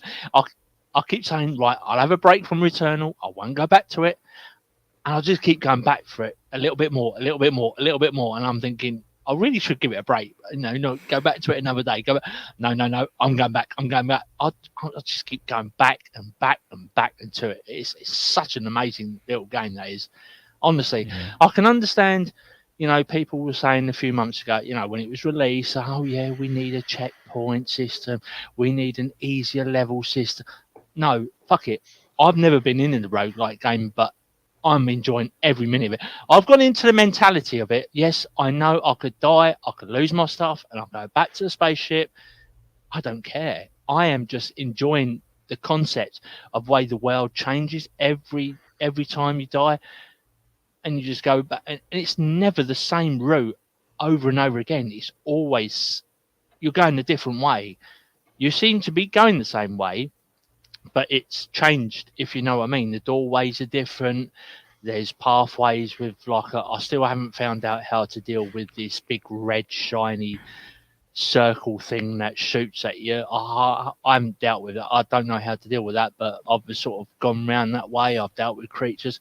I'm sorry, Stubbs. I'm going into panties, mate. Wet panties, mate, over this. I've never ever played a roguelike game, and I absolutely adore this game. It's one of the best games on the service. I'm sorry. If you've never tried a roguelike game, just go for it. Just do it. And I'm sorry, Dave. Don't go into the mentality of, oh shit, I'm gonna lose my shit. Just go into it. Just go with the flow. That's the way I've gone into it. It would drive me crazy. It's amazing. The thought of like getting a load of stuff, building all my stuff up and losing it all, I think I'd lose my eyebrows. Oh man, it's an amazing game. The actual graphics, the scenery, the setting, and the character. Oh, as I said to Stubbs, I said she's one hot bird. You know what I mean? She's not the best attractive looking bird, but man, she reminds me of Ripley from Aliens. You know what I mean? It's like, I don't give a shit. I'm gonna kick ass, and it's like, yeah, let's go for it. It's brilliant. Exactly, yeah. But also, I'm already in the PS Plus extra tier, so it's not going to cost me anything to try it out. Exactly. Darren, PS fanboy. But it's like, honestly, again. Oh, bloody hell. I'll tell you what, I've sort of tried to split my time between Returnal and Sniper Elite 5, and sort of, yeah, Returnal's sort of taken more time than Sniper Elite 5, I'm afraid. I'm not defecting. I'm not defecting. I'll definitely give it a try. I think it's worth trying it. I'm going to inform my good friend Goat Force Gaming. I'm going to tell him you're living a roguelike. He'll be DMing you. You will. I'll tell you what. So when I get round to actually finishing this Returnal game, I am going to go for Elden Ring. I have never played any type of those games. I am going to go for it. I'd jump into Demon Souls first because that's the PlayStation. I was looking at that actually on the PS Service the other day. I was thinking, shall I? I think if you've not played a Souls game, that's actually a really good one to start with because, first of all, it looks amazing visually. It's still one of the best looking games that's released this generation, and also it's a little bit more forgiving than the more recent Souls games for various reasons. But it's a really good one to start with. I'd really recommend it. I loved the remake. It was excellent, really excellent. Returnal may take you a long time to finish. It depends on how you go with it, but yeah, I mean, Returnal's an incredible. I mean, the thing about Returnal that's great is the first biome is in where you crash and that whole level. That's really cool, really impressive, really good. It only gets better as you go along. I mean, there's certain boss fights in that game, which I still remember now, which one in particular, just amazing. And it's got such a great story, and it's kind of one of those games where I always know a game's good, and I think probably everybody else has this, where you keep playing, you finish the game, and you almost feel a bit lost afterwards because you're like, nothing is going to feel like that good for a while. There's a lot of games that I play where I'm like, yeah, I'm enjoying this. I enjoyed finishing that, but I can forget about them and I don't feel like I've missed out because I've now completed it. With Returnal, it's one of those games where I completed it and I was like, oh God, I wish I could erase my memory and go back and play that again. It was that kind of that good. So, yeah, it's an awesome game. I hope it comes to PC soon as well because I think it will do really well there as well because it's a very big roguelike, audience on PC. So, yeah, it's great. But don't you agree with me, sort of, in a way, Luke, that the scenery and it's like, I know I've never played a roguelike game before, but I was watching it and I was just like in amazement, the way the things brush and the graphics and the way the scenery changes.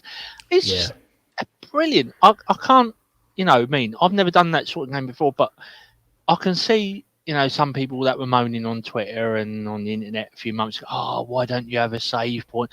Why can't you have an auto save, say manual save and all this? What is your reply? And I'm thinking, no, hold on a minute. No, I don't want this. I just want to go with the flow. I mean, I know what's going to happen. I know what I could lose. Oh, I just want to go for it. What you should have said was, though, at the time, didn't you have a Sega Mega Drive? There was no saves there. Yeah, there wasn't. It's quite weird actually, because it's a really good point, because it's like the similar complaint came out when Hades came to Game Pass, and people started picking Hades, also another amazing roguelike, and people were like, oh, it sucks because I die and I'm back at the beginning of the game, and it's kind of like, well, first of all, read what the game is before you play it. Like, obviously, if you don't expect what it is, if you don't know what it is and then you go into it, obviously that's going to be a shock. Of course, they advertised it though. They advertised. Of course, yeah. I mean, it's just ignorance on the part of people, but it's also it kind of shows how conditioned we are by modern games to be handheld and saves all the time and that sort of stuff. So I really like roguelikes because they kind of get back to, as you say, like Sega Mega Drive times, or older games where everything was difficult, and they're not unfair. Like Returnal's not an unfair game, much the same way as Hades is an unfair game. I'm playing another roguelike at the minute, which is fucking horribly difficult compared to those two. I'm really struggling with. What's it called? It's called Inscription, and it's an incredible game, but it's a very different roguelike because it's a card game. It's a deck builder roguelike. So you kind of no, it's an independent developer.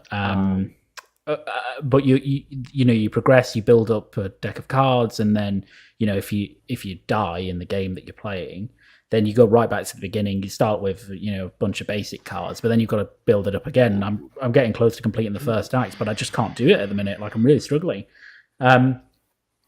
But yeah, it's weird that people just forget about like these games that were really difficult. And I think for some people, like, they'll just never get along with roguelikes, and that's absolutely fine. I think if you give them a try and you're just like, this isn't for me, I think that's fine. You played Spelunky?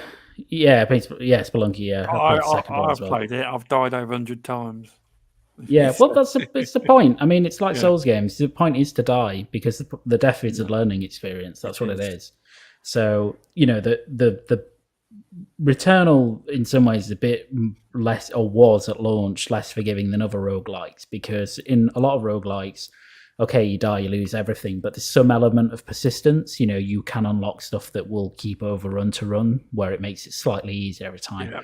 Returnal wasn't like that. I mean, effectively in Returnal, the only things that happened that you kept over were weapon unlocks, but not that you could use the weapon to begin with. It was literally that, okay, let's say I unlocked, the Hollow Seeker, which is a weapon in Returnal, on one run. The next run, now the Hollow Seeker might turn up in my game. It's not guaranteed, although it might be there. So that was, it's a bit less forgiving than others. But yeah, I mean, I think they've got a checkpoint system in it now, like a save system where you can save it after or mid-run or something like that. Yeah, but did they? Yeah, that was after Backlash. Yeah, that was after Backlash, because I think they did put that in there then. Yeah, they did, because I think initially the complaints about Returnal were that, and again, I didn't really understand them because it's like every other roguelike, but people would do like, well, I think the main complaint was that it didn't have a suspend feature. Like, in other words, let's say you were 3 hours into a run on Returnal, you've done everything really well, it's going really well. There wasn't a way to then step away from the console and be able to come back to where you were. It just, didn't. You could put the game in rest mode on PlayStation 5, but there wasn't a way to tell the game to just, okay, save me here and I'll come back to it. So they've now put that in where you can go, okay, because stuff might come up, right? You might be 3 hours into run, you can't play anymore, you might have to go and do something. So I get, that was an irritant. It wasn't for me because I just sat there for like a weekend, just glued to the game, just and played it and finished it. But for some people, I got that. So you can now do that. But it's an awesome game. And yeah, BMG, I think you should, it's in the service. Give it a try. If you don't like it, that's absolutely fine. I think because it's just those games aren't for everyone. If they were, they would sell 50, 60 million copies all the time, but they don't. So amazing game. Oh, it is. I can't praise it enough. I'm so glad. I want to play it. Darren's selling it to me. I need a PS5 to play it. Yeah, I'm so. No, I mean the first time I installed, I downloaded it, installed it, and I played it, and I thought, oh my god, why have I not played any type rogue games similar to this before? This is absolute. I was on it for about 3 or 4 hours, and I'm like, all right, as I said, I've died like 3 or 4 times, and I've lost stuff. And yes, some of the upgrades do. I found that out the other day, actually, funnily, Luke. I upgraded a couple of my weapons, and then I got caught with this big boss again, and then I went back, I reset sort of thing, the different thing again, and then I thought, all right, I'll just double check. And I actually had the upgrade still as well. I thought, oh, handy. And I absolutely, I can't speak highly enough. This game is absolutely amazing. It's, I can't speak. I love it. Comment for Axel in chat. He's, I think BMG asked him if he liked roguelikes, etc. And Axel was put, I have zero interest in the roguelikes. I just end up raging and regretting the time I wasted playing them. They're hard as fuck and RNG based. I quite hate the whole formula. Each to their own. It's not everyone's favourite. I'm not great at them. I do rage. But thing is, though, because I've never played those sort of games, I've gone into the mindset. I've literally, years ago, I would have gone, no, fuck it, I'm not going to play it. I'm not losing my shit that I've built up. But now I've sort of, as soon as I knew what sort of game it was, I went into the mindset. I think, all right, I'm going to sit here with the controller. I'm going to play the game. Yes, I might die. I might lose the stuff. But hey, that's the nature of the game. And I have never, ever approached a game like that thinking, yeah, okay, I could lose the shit. I'm fine. I could rebuild. Not a problem. But this time, I've actually gone into the game and think, let's go for it. And I've done it. But if the game wasn't in the service, would you have bought the game? Definitely. £70 game, knowing what you'd be in for, would you have still bought it? Well, I wouldn't have paid 70 quid for it, but you know what I mean. I would have gone. I would have bought it somewhere else in like Game or CX or something. Yeah, I definitely would have. I would definitely would have done it. Yeah, but I think that's what we come back to, like with Xbox. Having this game in the service, you can try games you would not normally play at no extra cost than your subscription. And the amount of games that are in there, I think there's a stupid amount of games you can just go in and play on the extra tier, paying the extra couple of £1 a month or every 3 months, depending what you go for. I think they renew it every month, don't they? The games that come. Well, they haven't actually said yet. They just said there will be games coming in and going. I think you posted something on saying there's about Red Dead and that, yeah. Yeah, well, things like Red Dead and stuff with Rockstar, they're always limited to being a service like that. I'm surprised No Man's Sky's not in there because they, even after everything that went on, they're still quite close with PlayStation, and that is in the Game Pass subscription service. So there could be some of theirs where they couldn't move it over, but I don't know. I'm surprised Deathloop's not in the service, but that could still come because they've still got the exclusive contract till September. So maybe there's an option. We could see that in there. We just don't know yet. See, that ties up in. See, I know obviously it's made by Bethesda Studio, Deathloop, and the presumption is they've got a 1 year exclusive. But Unwrapped, yeah. have they ever said that though? Has Bethesda ever came out and said after a year you're No, getting it? No one has. It's Have they? not. No, it hasn't. But it has actually been on, and I can't remember for the life of me where I've seen it. But there has been an official thing that the deal is till September.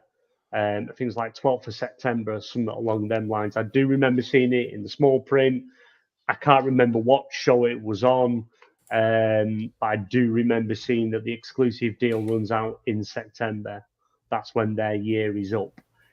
But it says at least September 12th or 15th, somewhere around there. If it's one of the contracts that was already previously signed before the Bethesda deal, PlayStation write But their that- contracts very See, wouldn't that be differently. with That was shown on the PlayStation Fallout show. games and that's in the PS service already? They They were could- probably signed before the actual takeover by Microsoft that bought the company out. Yeah. And the So deal- those sort of agreement contracts would have had to stand as they are. Sort of, we've signed that. It's coming into the service. It's there. We can't change that. So that would have been done and dusted there and then. I would have thought, wouldn't it? I wouldn't expect it to come this. I wouldn't expect Deathloop to just suddenly appear. No, probably by the end of the year, wouldn't it, for the Xbox? Even if it has, the problem is you don't know what was in that contract. Do you see what I mean? It's who knows? It's like I'm not going to cover it, but it's just the way that people reacted when Final Fantasy didn't appear on the remake on the PlayStation on Xbox. Yeah, nobody from Xbox ever said it was coming to. Well, there was one trailer where apparently it was in there, but no one actually came out and said it's definitely coming. No one said that. The closest you're going to get to see it on Xbox is playing Final Fantasy on the PC. I don't think Final Fantasy is coming to Xbox. I'm sorry. If it was going to come, it would have come by now. Yeah, but my it would have been opinion, announced at the anniversary. If you're a big enough fan of Final Fantasy, just get yourself a PC or buy a bloody PlayStation. It's just simple as that. Who does Final Fantasy? Is it Square Enix? Yeah. That's what I mean. They're very cozy and very pally with. I think eventually PlayStation will just acquire them. Eventually, they might. Yeah, exactly. It's been known for years that they're very pally and friendly with Sony PlayStation, aren't they? So, I mean, I knew. I'm not a fan. I don't like Final Fantasy. Full stop. But it's always been associated with them. But it's always been associated with PlayStation. So I mean, I can say for a long time. But with Steve Watson's comment in the chat, I think PlayStation's doing all they can to keep it off Xbox by throwing money at Square Enix. I don't think they are. I think at first it was they paid money for X amount of time exclusive, but Square Enix, I just feel they aren't exactly in a rush to put anything on Xbox. Look at the whole thing round. Is it Final Fantasy 13 or 14? Whichever one's the online one. Is it 14? 14. It's online? Yeah. 14's online. Square Enix have openly admitted that, we haven't really got the resources to put it on there. Steve. I agree with you. So I think it's more. I think PlayStation paid for so long, and I just think Square Enix thinks, well, what's the point putting more resources into it? Let's just leave it as it is. If people want to play it, they can get a PlayStation or they can play it on PC. That's as closest to Xbox as you're going to get is playing it on PC. Maybe welcome to Steve. I personally, I think that because I don't know if you remember a few months ago. Dancing Moves Jim Ryan, Jim Ryan, he did turn around and say, we have an announcement to make about an acquisition a few months ago. So I think Sony are in negotiations to buy Square Enix, I think. And then obviously that's, as Steve Watson said in the chat, it's going to make Final Fantasy exclusive. That's it. End of. Can't do that until Luke may correct me, until the Bungie deal has been cleared. Is that correct, Luke? Would that be sensible? I think it's a pretty big one to buy at the same time.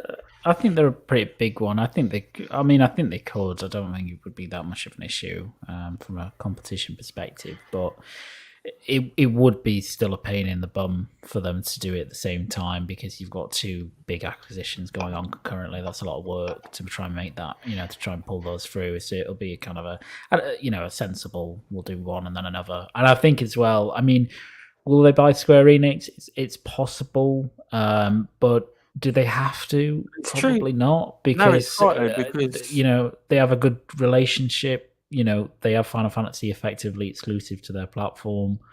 That's going to continue for the foreseeable future with Rebirth, Final Fantasy VII Rebirth and Final Fantasy 16. I can't see those games coming to Xbox at all, maybe far flung in the future for the reasons that have been said. Sony are very keen for that not to happen because obviously I bet you they've got a thing where obviously you are right. It's why buy them when they've got such a good relationship. I bet you they've got a thing with Square that says anyone tries to come and buy you, let us know, and we'll just buy you. Do you know what I mean? Yeah. They have a good relationship. Square's an interesting one because it's a publicly listed company, so it's the buyout of that would be complex, just like the Activision Blizzard deal is. But yeah, they've got a good relationship, and I don't think they have any super benefit. But then again, look at studio like Bluepoint, right? They didn't have any need on paper to buy Bluepoint. All they did was make PlayStation 5 exclusive games, but they did because then you've got control over them. You can pump more resource into it. You can hopefully get games out a little bit faster, grow the team, come up with efficiencies of running those studios from underneath your umbrella. So there are benefits to doing that, but there might not be a benefit in Square Enix's case, particularly because PlayStation have been seen to try and want to get out of developing in Japan. And more focused on European and Western studios. They only have effectively one studio in Japan now, which is Team Asobi. So they might not want to add more Japanese-centric development studios when they can just work alongside those and, get exclusive Final Fantasy games. You're getting 2 of them next year, which is if the dates hold, which is crazy. So and I think the reaction of Twitter to the whole stream was really funny because I think a lot of the anger towards Square Enix was because they announced the remake of Crisis Core, which is a prequel to Final Fantasy VII, and that is coming to Xbox, oddly enough. And people were kind of angry on one level because it's like, well, why would we play the prequel to 7 when 7 isn't going to come to Xbox? So I get that criticism. I get that people were annoyed. But equally, as people have said, it was only ever an assumption that Final Fantasy VII Remake was going to come to Xbox. There was never any concrete evidence. It was just that, okay, we assume it's a timed exclusive and we assume eventually it will come to the platform. But it was an assumption, but Boom posted something on his Twitter because he bought it physically, and it actually said it was a timed exclusive on the sticker on the box. It did. But it didn't say it was coming to Xbox. It just said the date. It just said it was exclusive. That could have meant PC. Maybe. Yeah, well, exactly. Yeah, it launched that way. It was an exclusive as it launched. It was on in the proper meaning of the word exclusive. The proper understanding is we understand it of it's not coming to anything else. Yeah. And so they were clearly referring to PC, but I think everybody took it as, it's going to come to Xbox as well.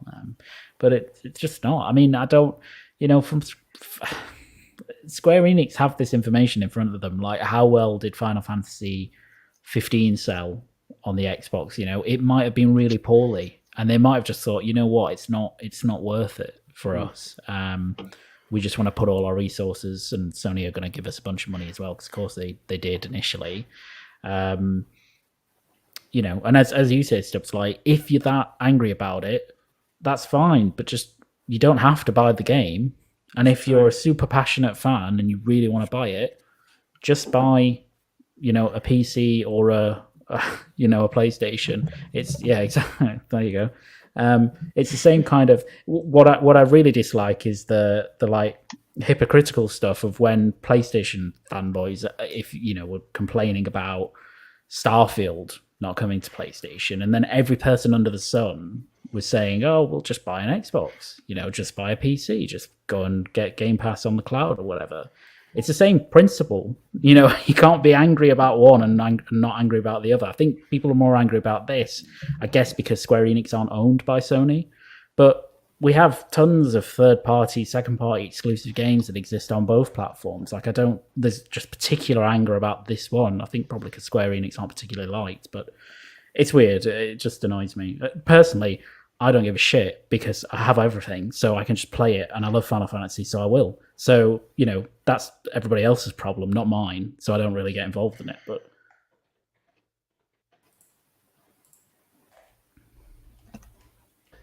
yeah, I think, I don't think. Yeah, I think Final Fantasy is literally going to be a PC, PlayStation exclusive games by Square Enix's choice. I don't think unless you have Xbox decides to go, as Sappho said in the chat, go and chuck a load of money at it.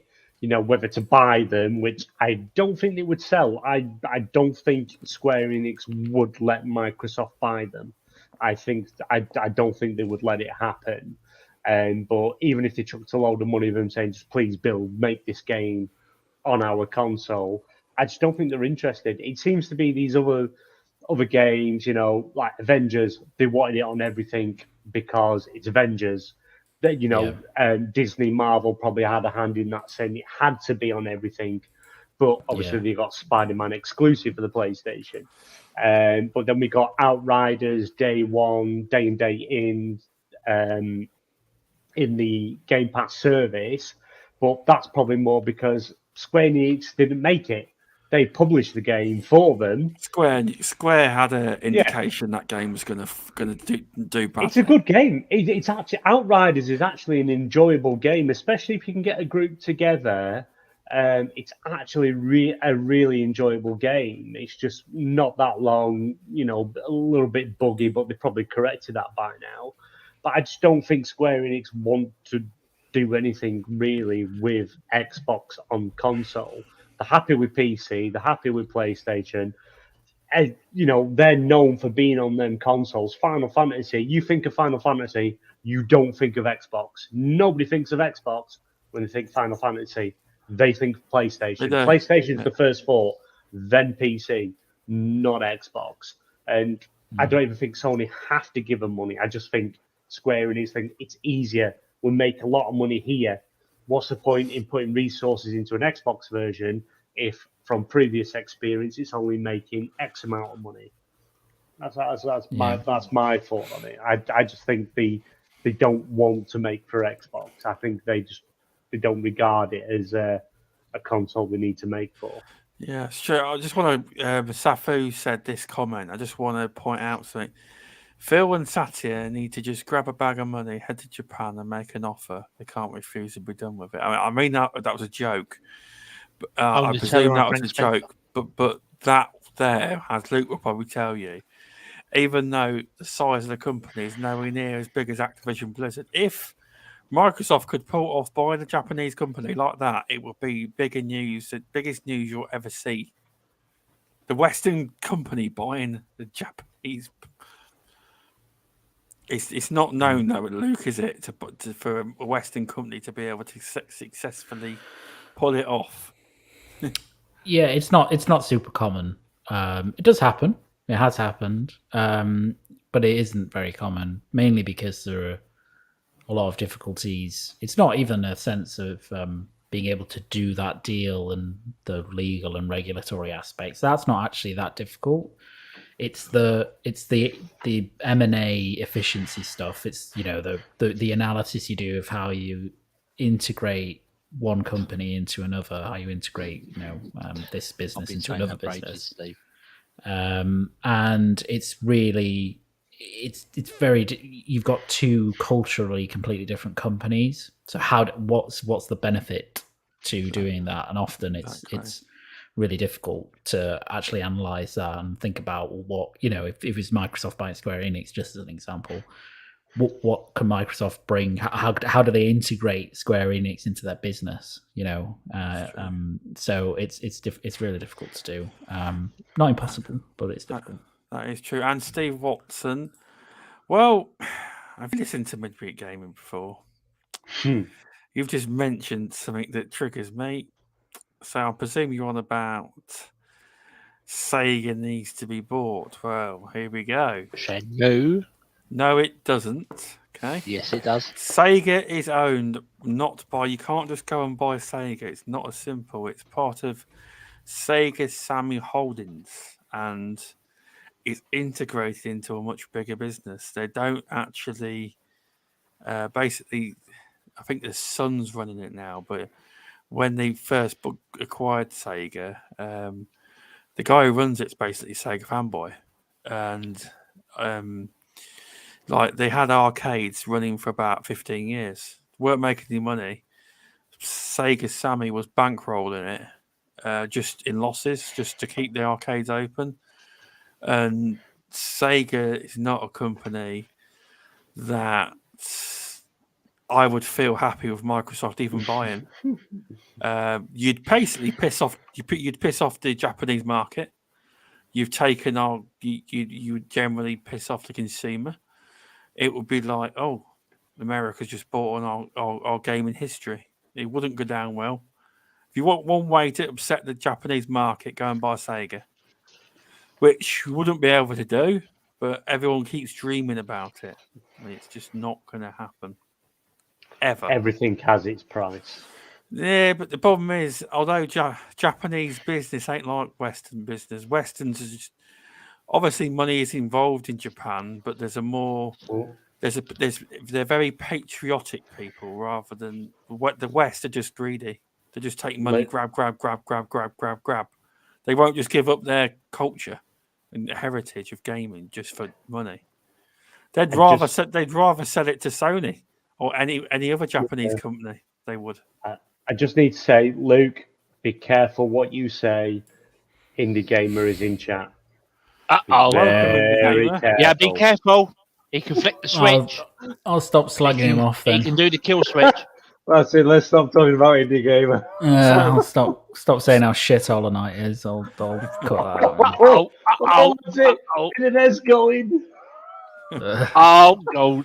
Sorry about my He's Sega gonna rant. kill switch. I do love Sega, but I don't think Microsoft would ever buy them, and I don't think they could. And I wouldn't be happy. But yeah, carry on. But yeah, welcome Indie Gamer. Thanks for popping in. Nobody's going to want Sega after the absolutely awful Sonic Frontiers. I'm not able to give the company away. Wouldn't Xbox be able to sort that out? But I personally think that Sony Smooth Moves Dancing Jim Ryan has. I think they are going to acquire Square Enix within the next 6 months, and I personally think Ubisoft are looking at being bought by Microsoft. I think, personally, but that's my own. Ubisoft's they've already said they're trying to fight off these. I'm not being funny, BNG, but they can fight as much as they like. But as soon as they get this deal with Activision Blizzard done, I think they have a deal with Ubisoft already, and I think money is on the table. Say, look, this is it. Take it or fucking leave it, basically. And I think Ubisoft is going to take it. They can fight as much as they like, but I'm sorry, I don't care.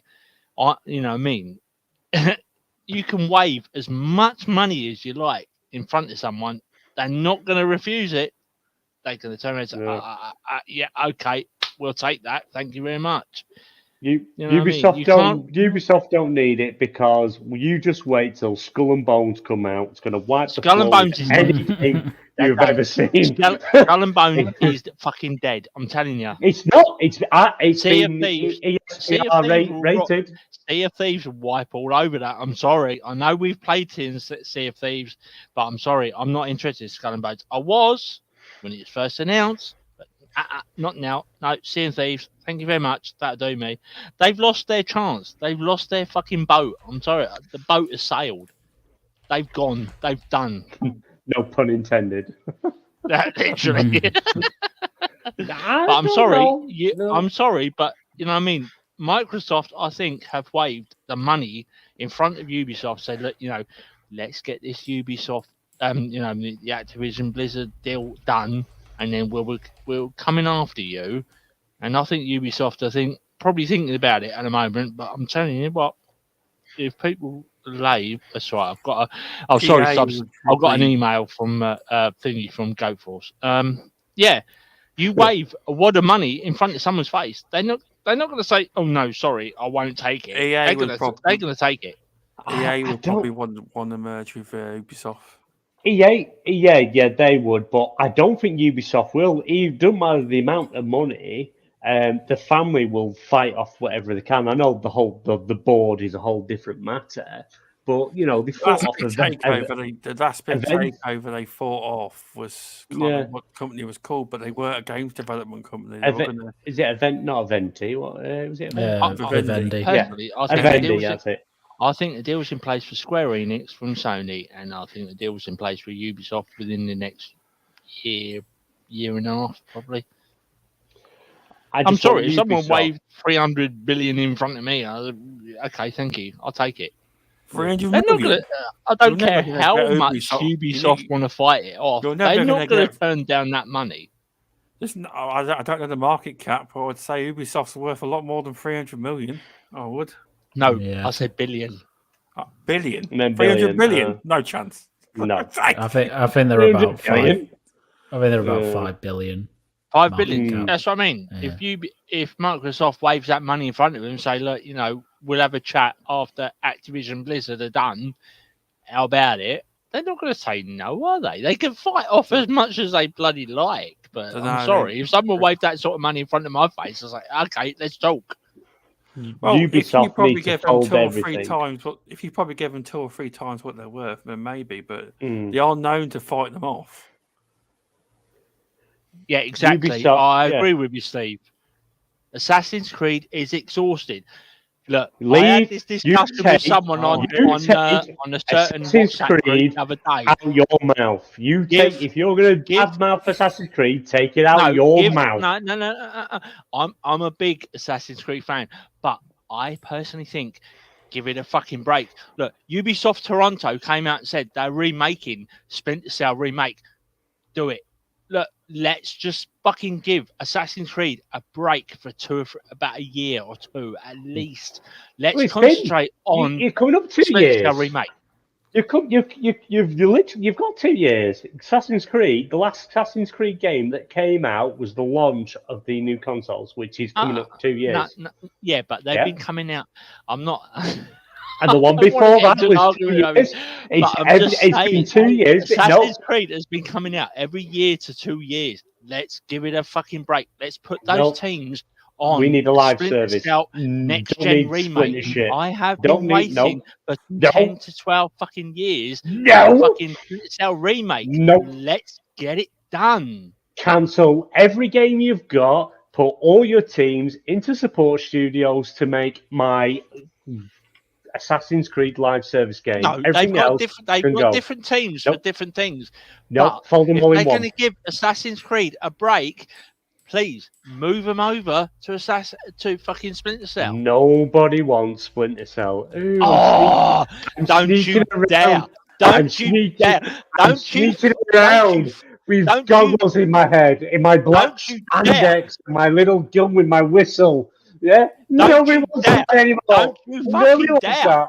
Nobody wants it. I have been following since the PS1 days and Xbox 360 days and the original Xbox. I have been following that fucking game for the fucking years. I And could it do with a next gen died upgrade. where it belongs. Nobody wants it. Nobody wants to play. I'm sorry, Splinter BMG. crap. No. I'm a Need 65-year-old man fans in my that love the spandex and my stealth goggles. genre. We need another Splinter Cell, a next gen upgrade. We need it. It's about fucking time. It's come out. I'm sorry. What was the last one? What was the last one? I fell Xbox asleep there. 360, Say again. fucking Xbox One. No. That's not good enough from Ubisoft. I'm sorry. That is not good enough. We need a next-gen upgrade of Splinter Cell. Ubisoft, I'm sorry, Ubisoft, Stubbs, but you just put everything into Assassin's Creed. Forget every other series. Mr. Gumon, king of Ubisoft. Just put everything to Assassin's Creed. Forget everything else. No. Valhalla was the perfect time to have a break. I don't care about Assassin's Creed Infinity or Go on, fucking Indie Gamer, put a roundabout, whatever we call it. About Assassin's Creed. Go on, put a savage comment in there.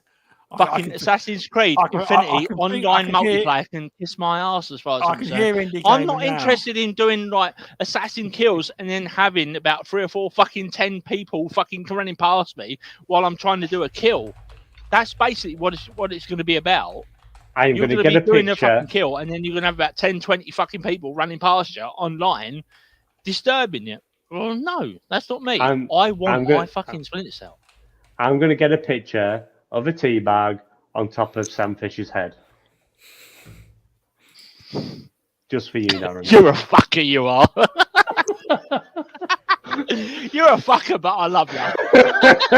That was a fun debate there. That was. Oh dear.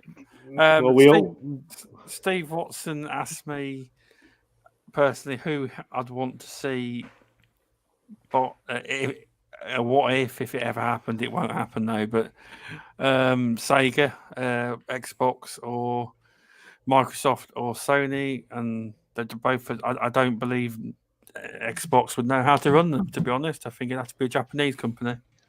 I don't have any faith that Microsoft would know what to do with them, to be honest. That's my thoughts on it.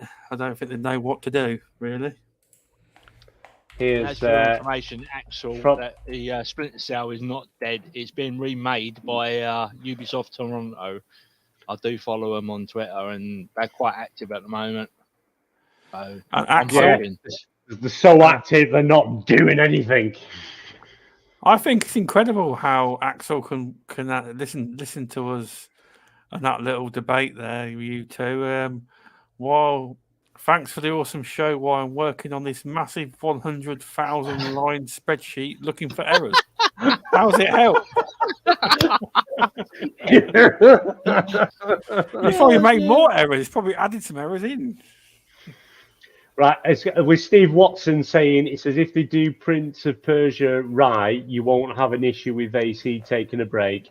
Prince of Persia is That's been shelved, isn't it? Is one of the worst games on the planet ever made. They created Assassin's Creed because they realised how bad that game is.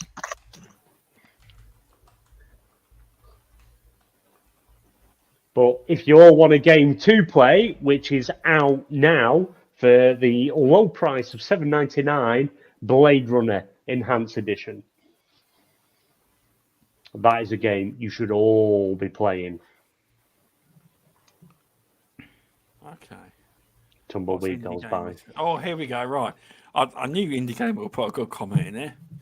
Ubisoft are drained of all creativity. Their franchises are all copy and paste anyway. LOL. It's okay to be wrong, Indy. It's okay to be wrong.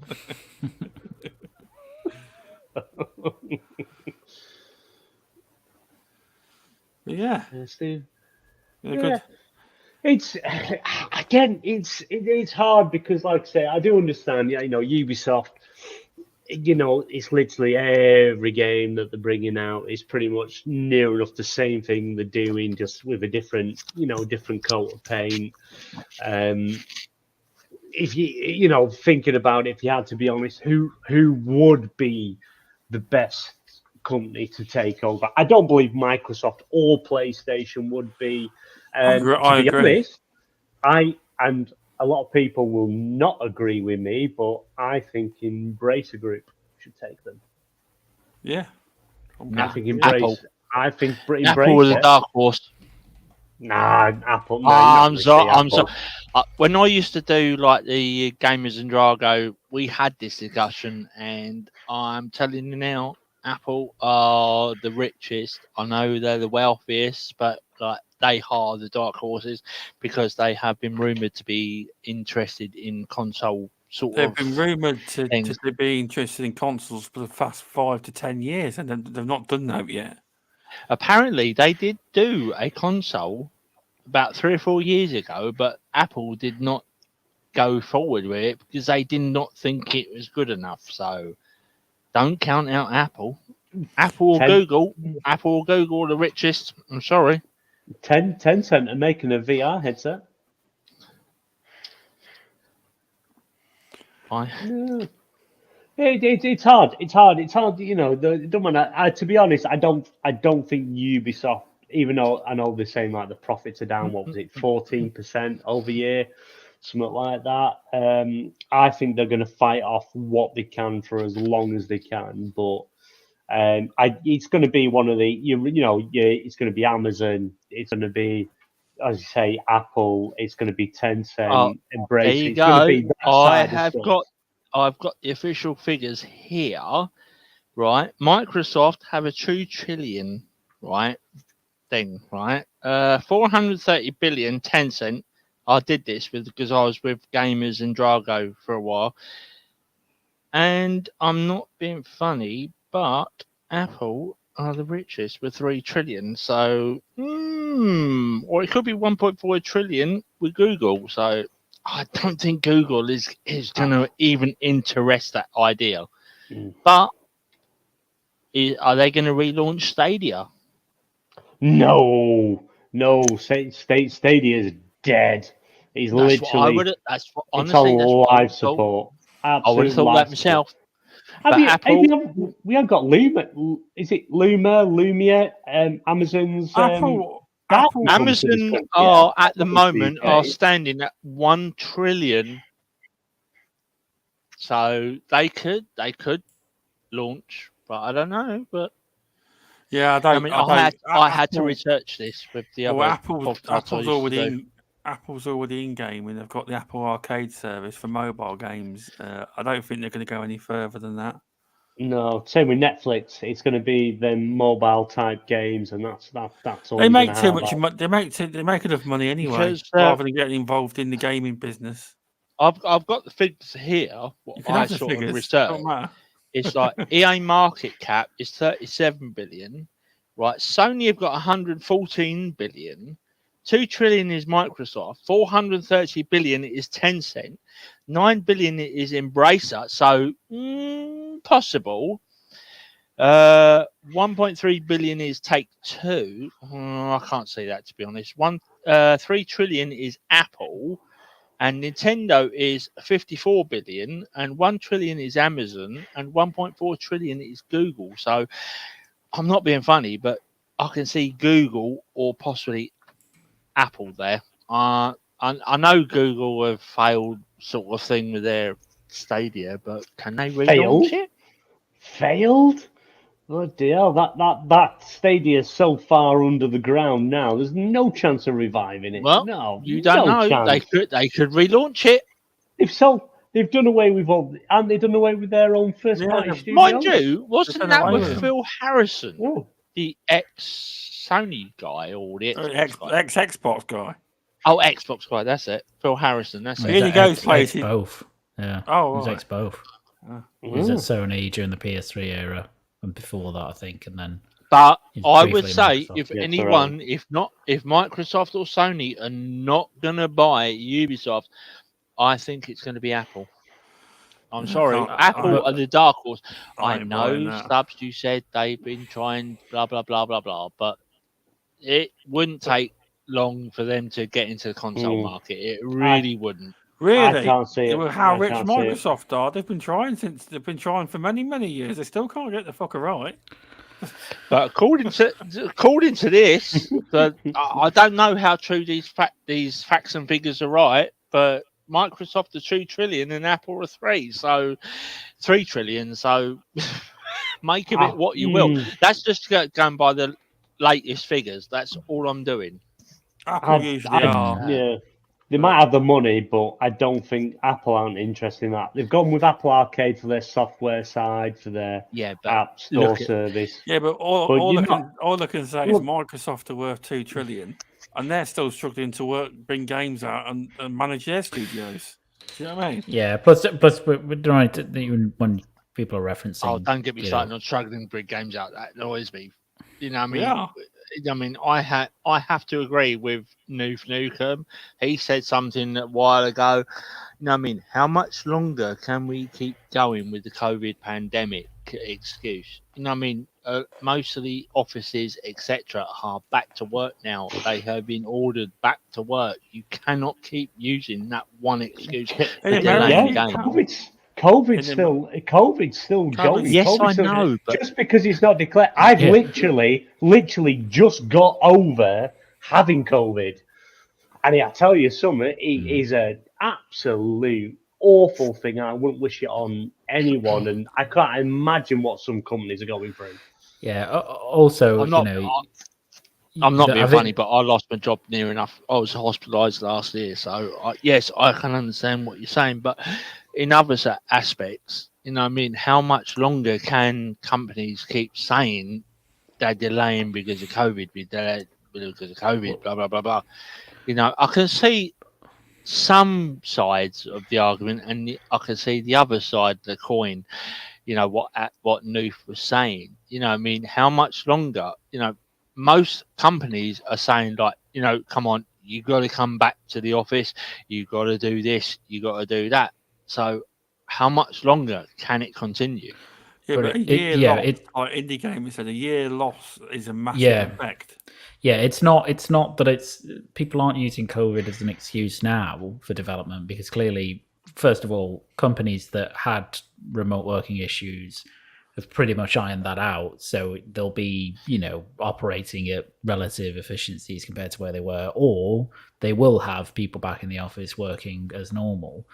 So it's not now that the impact of COVID is being felt. It's the year and a half development lost, you know, from 2020 onwards.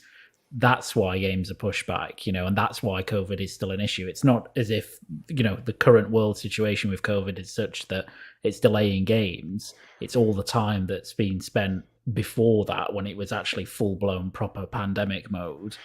And development studios are being massively interrupted in their development cycles, and we're still feeling the ripple effects of that now.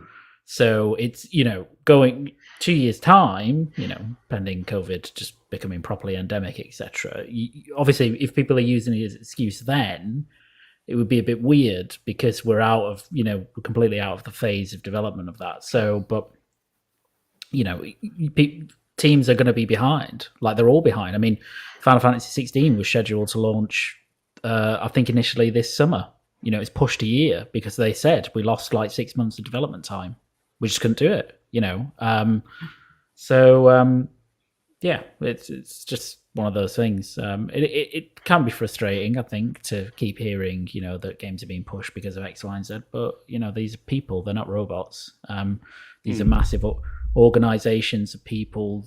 It's very hard to make a game anyway. It's even harder in an environment that's not particularly collaborative, like working from home, with all the technological challenges that brings as well. And that's, you know, had an effect, and we'll live with that, you know, for the next probably year and a half, until we get out of that stage. So yeah, we'll see how development teams go. But well said, Luke. Yeah, I think we're about 4 years, as I put in the chat. I think we're 4 years behind. Time you take the whole of COVID, when it hit, the 2 year period of lockdowns and things like that, still not getting everyone back into it, still having the chip shortage, still having supply constraints. The time you take it all into effect and the time we come out of it, things are just so far behind.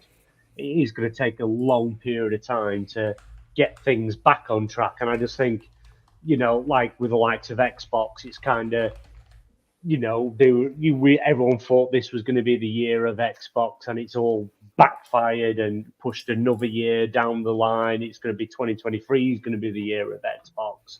And it's just the way it is. Nobody can help it. No one knew that we were going to be in a pandemic. Nobody was prepared for people to work from home, and You can't use that pandemic word no more. We're not in a pandemic, Dave. I'm sorry. Just because the UK isn't classed as a pandemic now. Yeah, think about the pandemic. No. I'm just saying. I'm sorry to be the argumentative one. We're not in a pandemic no more. You know what I mean? Okay, the US are still getting record results, and so is the UK. But I'm not being funny. I agree with VJ that he said on a midweek gaming show not so long ago, if studios have not adapted, that is laziness. I'm sorry, they have not adapted to the working conditions from etc. from working from home or working from the studio. That's pure laziness on the studio's behalf. They should have had adapted to that situation that they had to adhere to. So, I mean, I'm not being funny. I'm sorry, Stripes, but but studios have adapted. It's just that they've still lost time because it's taken time to adapt. So studios, I mean, to the situation.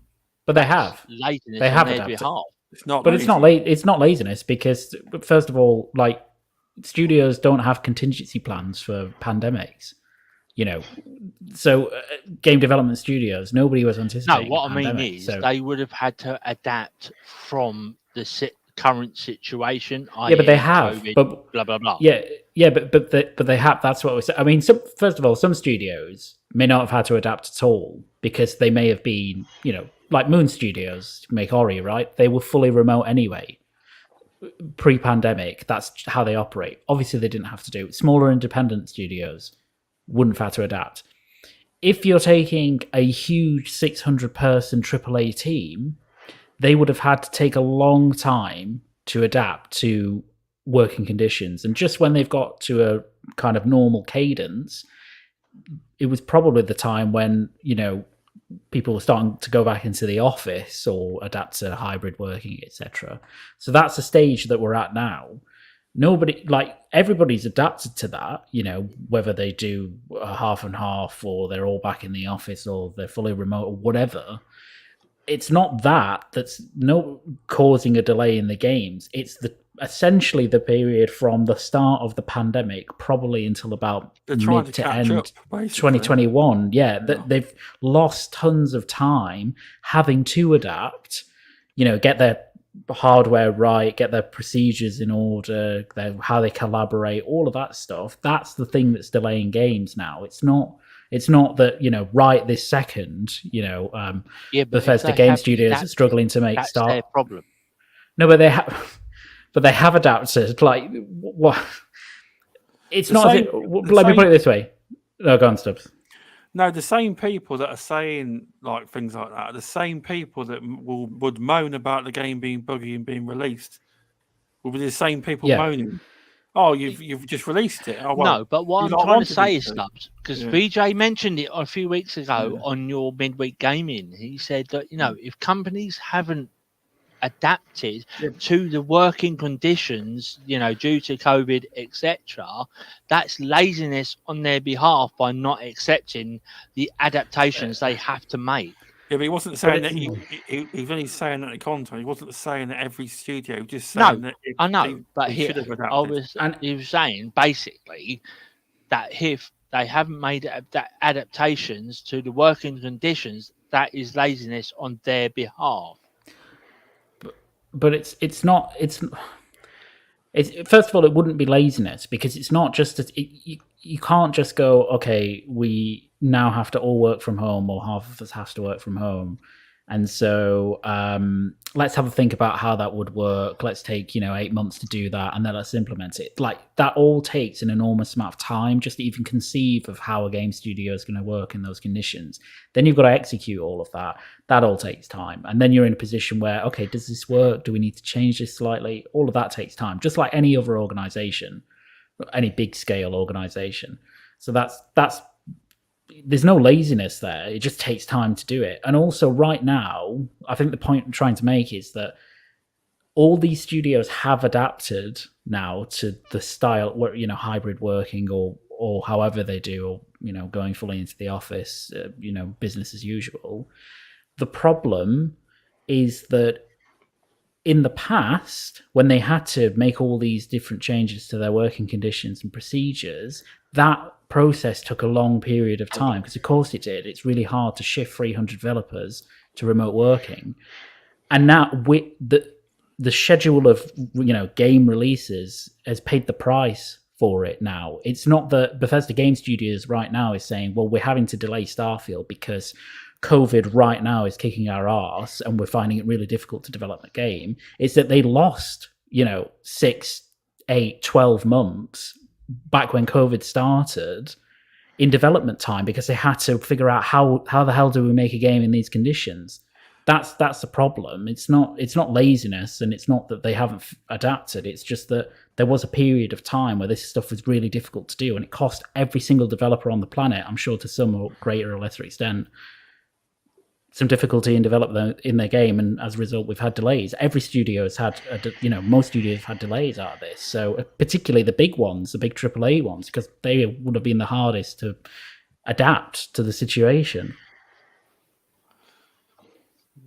The thing is, it's like if you ever watch the documentaries of some of the biggest studios, and they go through that. If you ever the biggest example is the God of War 28, raising Kratos, and you see the amount of people in them studios, and what they were saying was creativity is basically you're all in the same studio. Well, you imagine taking all that to a Zoom call. For a lot of people, it goes out the window. It kind of goes out the window. It does for some people. It changes everything. Yeah, and it might be that a lot of studios can do that now. But how long can you keep going on with the same excuse? Oh, sorry, because of COVID, because of COVID, because of COVID. Yeah, but because I haven't not heard being funny, but there's a lot of the computer game players will say, "Oh, hold on a minute, we've got over this now." Yeah, no. Why are you coming out with this rubbish? Yeah, but I haven't heard anyone recently in any delays saying sorry. We're delaying because of COVID. Yeah, it's mostly been we're delaying because we're not mentioning COVID recently. Yeah, we want more time to finish the game. Well, no, it's monkeypox now, isn't it?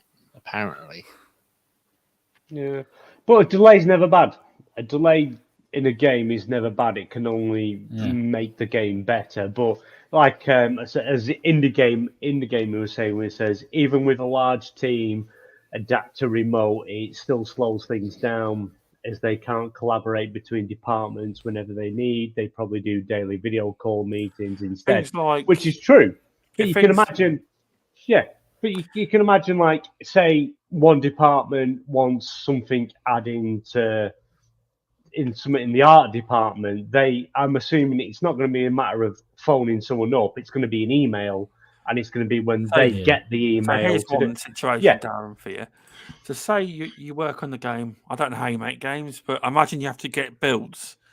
So say, well, Luke, I know Luke's got incredible internet. But say you're like me, who's got absolutely shite internet. And each build that gets delivered to you is a 150 gig download, or 100 gig download, or 80 gig download. That could take somebody a whole working day to download it. Stuff like that. It makes it harder. And you imagine you've got to deliver that same build to 50 odd people. Things like that. Yeah. It slows everything down. And it's just simple things like, say you're an art director of a game and the creative director, let's say you're all working in an office. Creative director walks up to you and says that we are doing X, Y, and Z with the game now. We want to go in a particular direction. Art director says, okay, goes down to, the art team and then talks about that. And then instantly, within a small amount of time, they're knocking things up, in terms of concept art, etc. as BMG said, that whole process takes a lot longer if that's remote, because you can't just go over to someone and tell them exactly what you want and get instant results. You'd actually have to either call them or email them, try and explain. People struggle sometimes to articulate themselves in a particular way over, an email through text. It's much easier for some people to do it in person.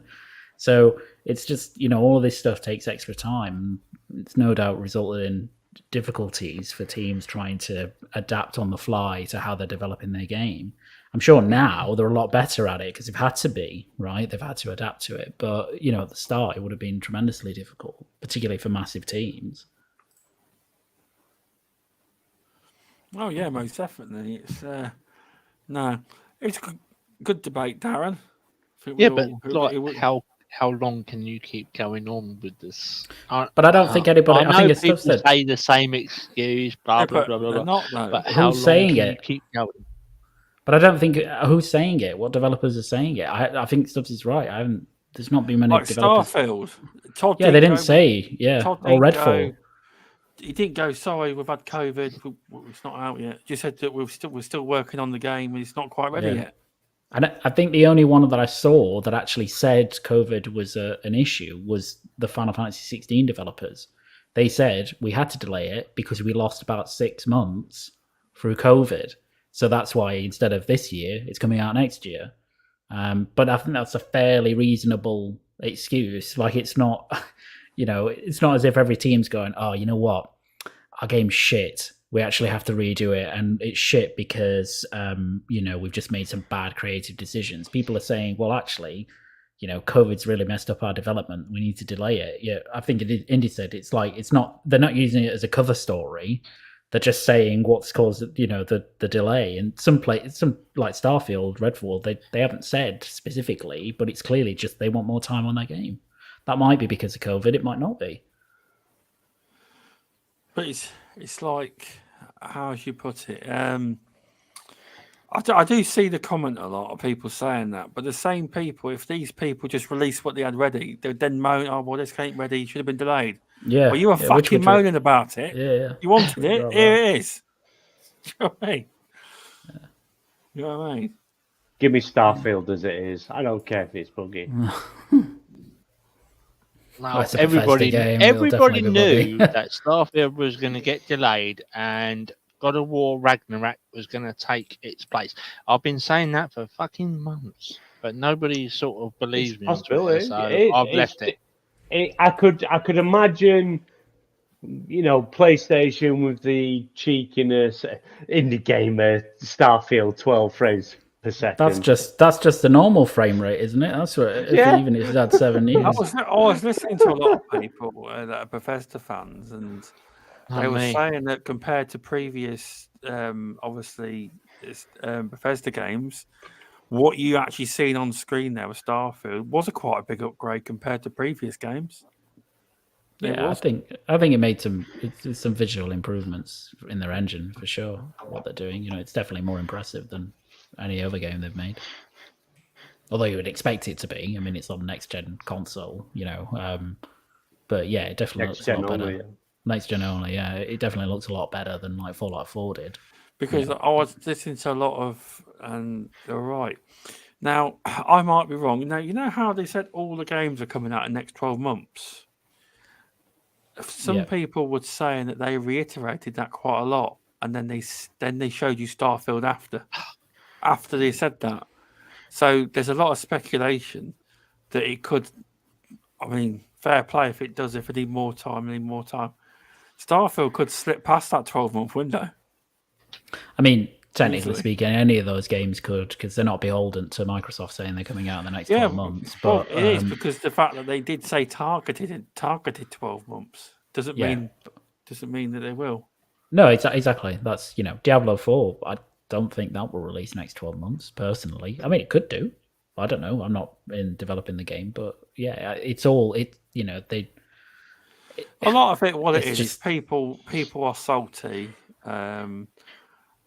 About some of these games not coming out because, not saying out, but a certain system hasn't got a big AAA game for this Christmas and they're not too happy.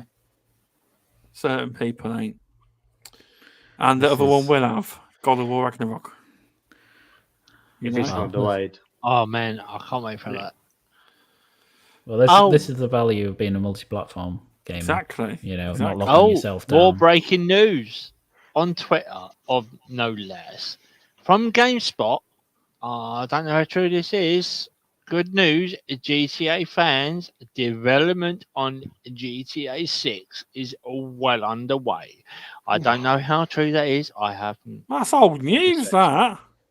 Well, They've apparently confirmed that GameSpot put it on Twitter and it's breaking news. they're recycling old news, I think. They said that a while ago. It's well underway. No, So, we need to I'm not pause into this development anyway. on GTA 6, put everything into GTA 5. I need it to look better. Just keep it I need going. to run better. Oh, And I need it God. ready for the next console. Forget GTA 6, everything into GTA 5, please. I think that might be even welcome Dreadpool, and welcome to Lost Boomer 48. Thanks for popping in, mate. But I think Dreadpool's right. GameSpot may be rehashing an old article from a while ago, because they did confirm it was in active development. A lot of times, a lot of these websites for Twitter clicks and on their articles, they do rehash articles. They do. Well, I'll say Lost Boomer just talking to me in chat saying the new PS Plus Extra. Yeah, what? I put its value for money and he's put it not for £99 a year. You You look at the games that actually are in the service. Just Ghost of Tsushima Director's Cut, Death Stranding Director's Cut, Miles Morales, and Spider-Man. That's like 2 years worth of the service. Just there, in my opinion, I think what they're offering at the moment is well worth what they put out. That's fair enough. That is. But I tell you what, it's been a cracking episode tonight. I think we'll call it there. We will. It's been a good one.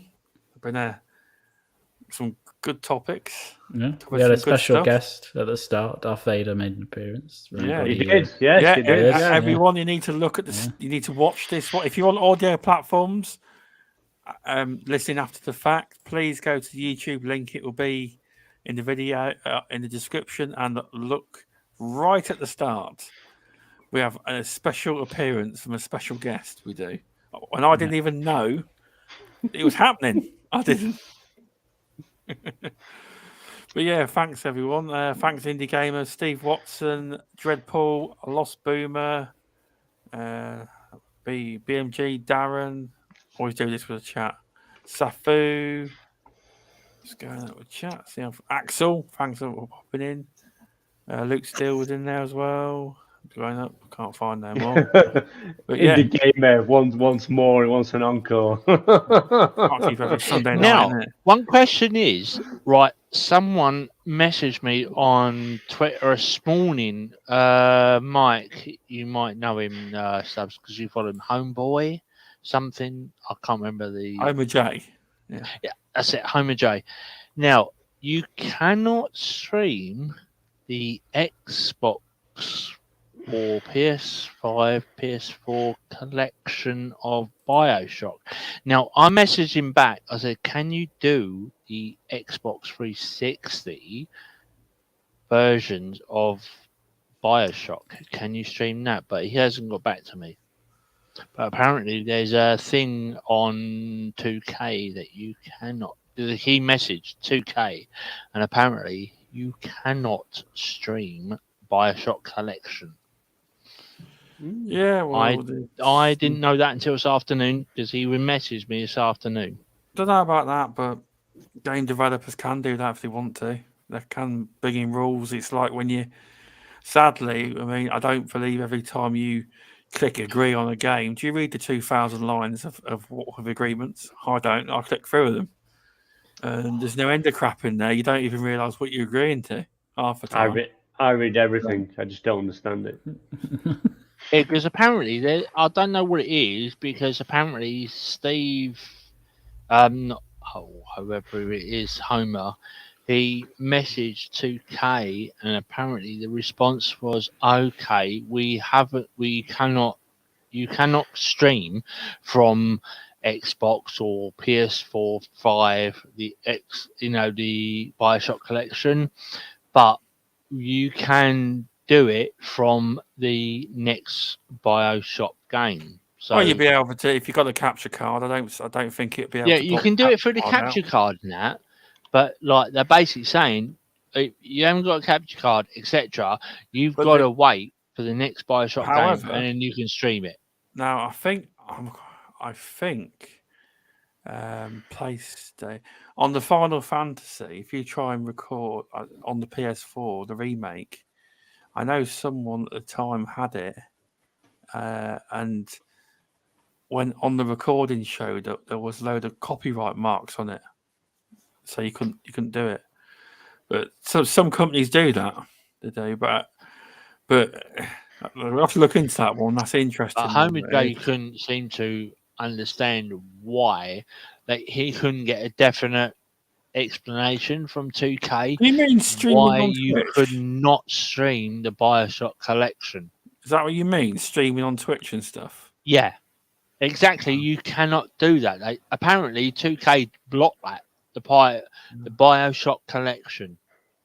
Oh. So I said to him, I sent him a message this afternoon. I said, "Well, what about the backwards compatible said versions? there are limited. Can you stream that?" And he said, "Well, I don't know." There are limitations to game streaming because of licensing. That's what you might be on about.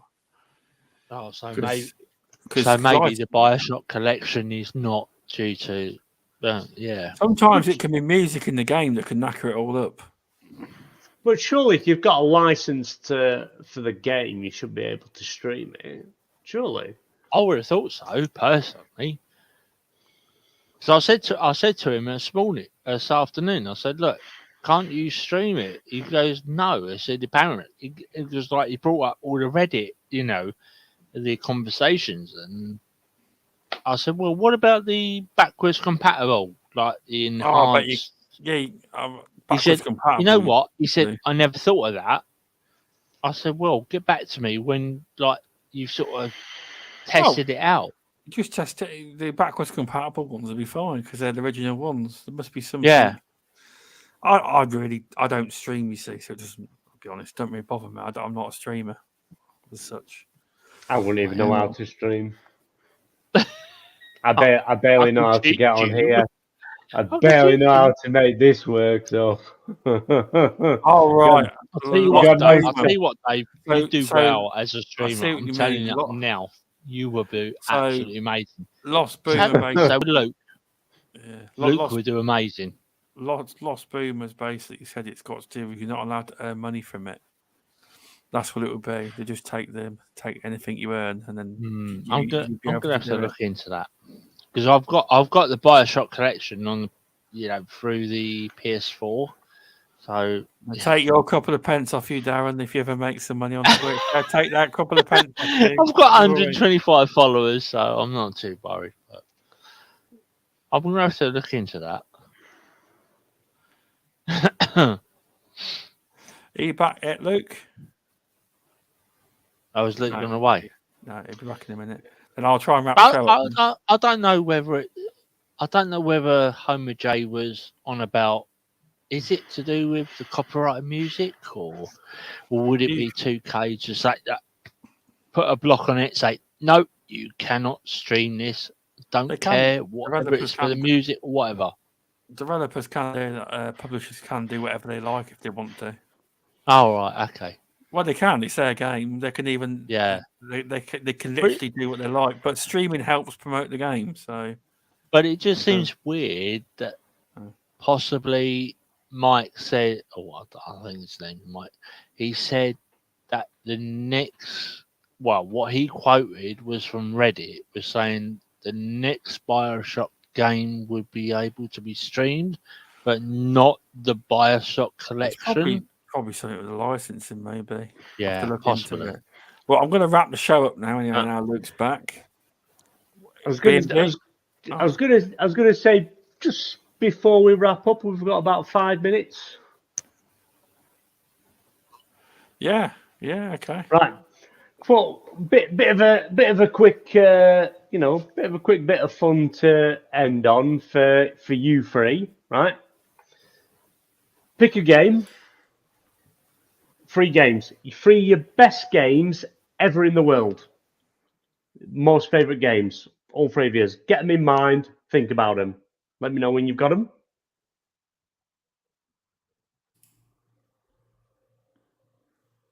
Yeah. Hard. Sorted, but yeah. Yeah. Just 3 your most favourite games ever.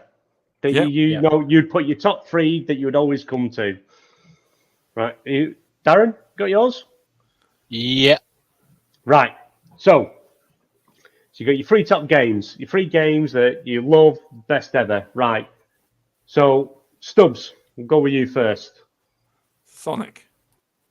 Right. all 3. Sonic. Sorry.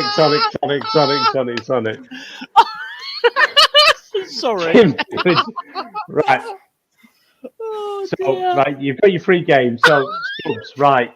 So you've Sonic. got, so out of the 3 games you've got, the 3 games you've picked, right? There's one that only you can ever play. One that someone else can play and you can never play again. Oh, And I'm your not. your third game gone out of existence, and that includes any like sequels or anything like that. So, what was your top 3 games? Gears of War. Go on, So Stubbs. you've got Sonic, Gears, and what's your third? Yakuza 0. Yakuza 0. Right. It's all 5. Which one are you keeping that only you can play?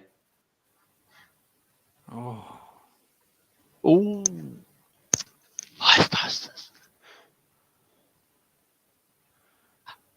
Gears of War, obviously. It's all right. Gears, Oh. so only you can play, no one else. Out of the other 2, what game can everyone else play, but you can never play again? Remember, whatever you pick, the other one is gone forever. Don't exist. Damn, this is hard.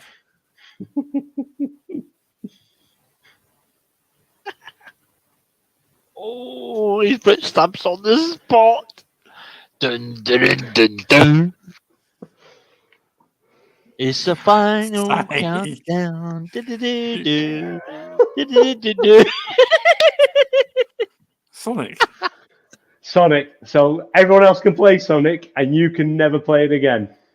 So that leaves. What was your third one? What was your third option? Oh, dear. I want to play Yakuza. Yakuza has gone. Every game, every sequel has now gone. You have eliminated it from the planet. Nice one, Stubbs. That Luke? was hard.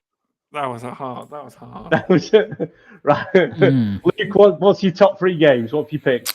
Mine are Outer Wilds. I literally just thought of them and now I've forgotten. Outer Wilds, Halo Combat Evolved, so the first one. Hollow Knight. And the final one was Returnal. Oh, nice picks. So, same to you. What game are you keeping that only you can play? I will keep Outer Wilds. Nice pick. And a game that everyone else can play, but you can never play again. You can watch anyone else play it, but you can never play it. This is a hard one, actually. But I'd... Oh, jeez.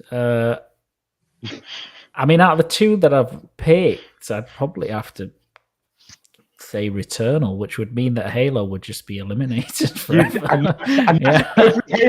Every Halo game is now Halo. no one is playing Halo. We do not have to suffer the hardships of 343 ever. Yeah, well, I mean, maybe that would be worth it in hindsight, wouldn't it? Yeah, maybe that'll be all right if that's how it works out. But yeah, so I think Halo's gone forever.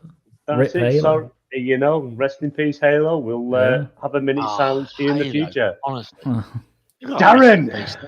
Darren, come on. What's your 3 games? My 3 games will be Returnal, Halo, and I would say... Which Halo? Which Halo are you going for?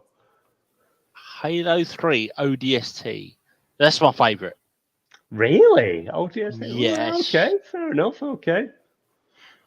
And So you never Last asked me of which Us. gears, did you? Last of Us. I absolutely love that game. Right. So we got Last of Us. Last of Us. Sorry, Last of Us, Returnal, and Halo. Halo 3 Yep. OTST. Right. What game are you keeping? Game I'll keep will be Last of Us. Last of Us. Right. Okay. Game that everyone else can play and you can never play again. You can only just watch from a distance, like That'd be peering through a Halo. window when someone's eating tea. Halo. So that means Returnal's gone. After the game you've just talked about, saying you love it and everything, you're just getting rid of it like that. Damn, that's harsh. That's harsh. I just wanted to be fun little game to play before we finish. Has anyone in chat? Have they got any of their free games? What's Indie Gamer come up with? Hollow Knight, Celeste, Hades, Bioshock. No, that's 4. You know that's going a bit too far. It's a good list. All right, Indie Gamer. Right, so we'll give you Hollow Knight, Celeste, and Hades. Which one are you keeping? Well, we all know the answer to that. I wasn't even saying. We all know. Oh well, we know he's keeping Hades. We know he's keeping Hades, watching Celeste, and getting rid of Hollow Knight. Yeah. Nobody wants to play that. We already know. Hollow Knight's gone. That's it. Never exists. Forget Silk Song. It's gone.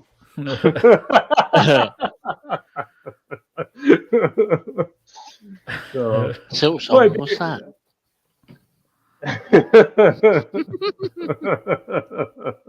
I just want it to be a fun little game to end on before we finish.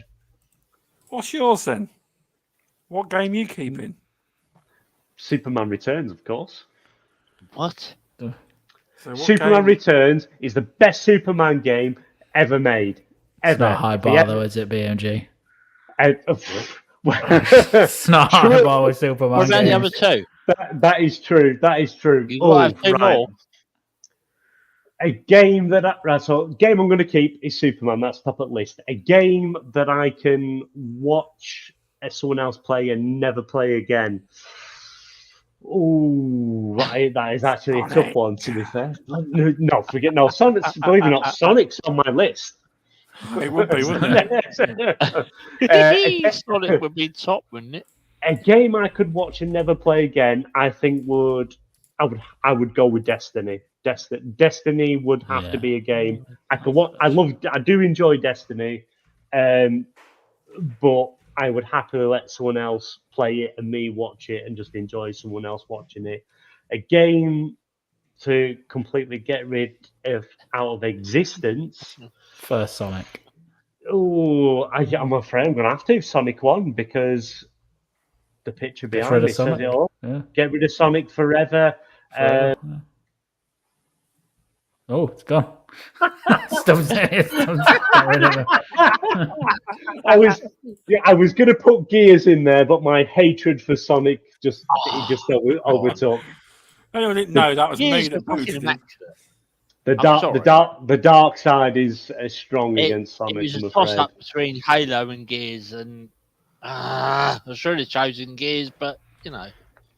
My list was terrible, but obviously you didn't give me long to. That's the point. That's the point. I don't give you time. Yeah, but I did pick Sonic because of you. That's why. Lost Boom now do movies. No. There's too many good movies and classics to. I won't dive into that one. Straight away. I don't watch many movies. I won't. I could do my top movies straight away. 3. Yeah, but you're going to lose one forever. Lose one forever. Yeah. You're going to have to never watch what he's asking. What 3 films? Commando, True Lies, and what's that? I can't remember. I went to see it in the cinema. The one where Arnold Schwarzenegger's in space. I can't remember.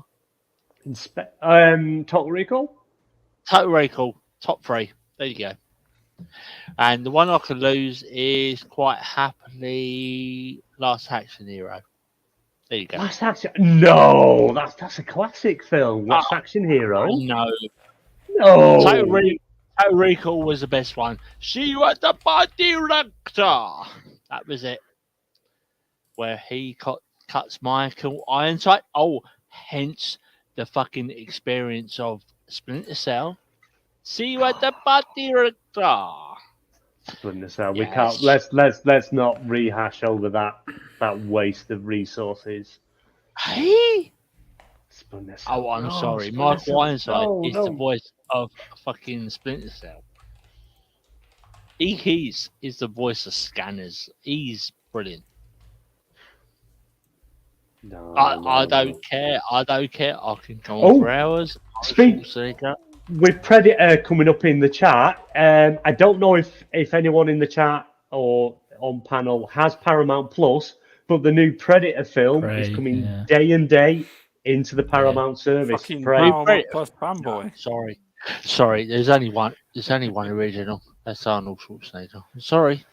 I don't care if they remake the film. They can remake the film. They can remake that film as much as they like. Praise a prequel. Schwarzenegger is the one. It's a prequel.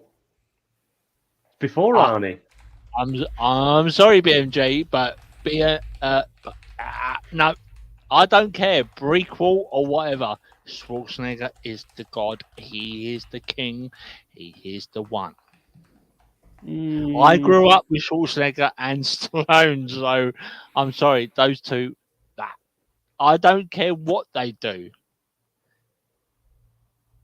They can remake that as much as they like, but sorry, Schwarzenegger is the king.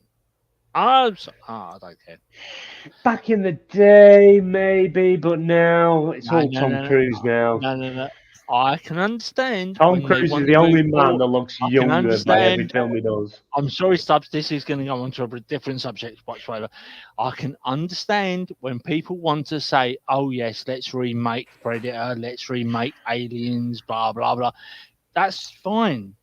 But I'm sorry, I grew up in the days of I actually sat in the cinema and watched Predator.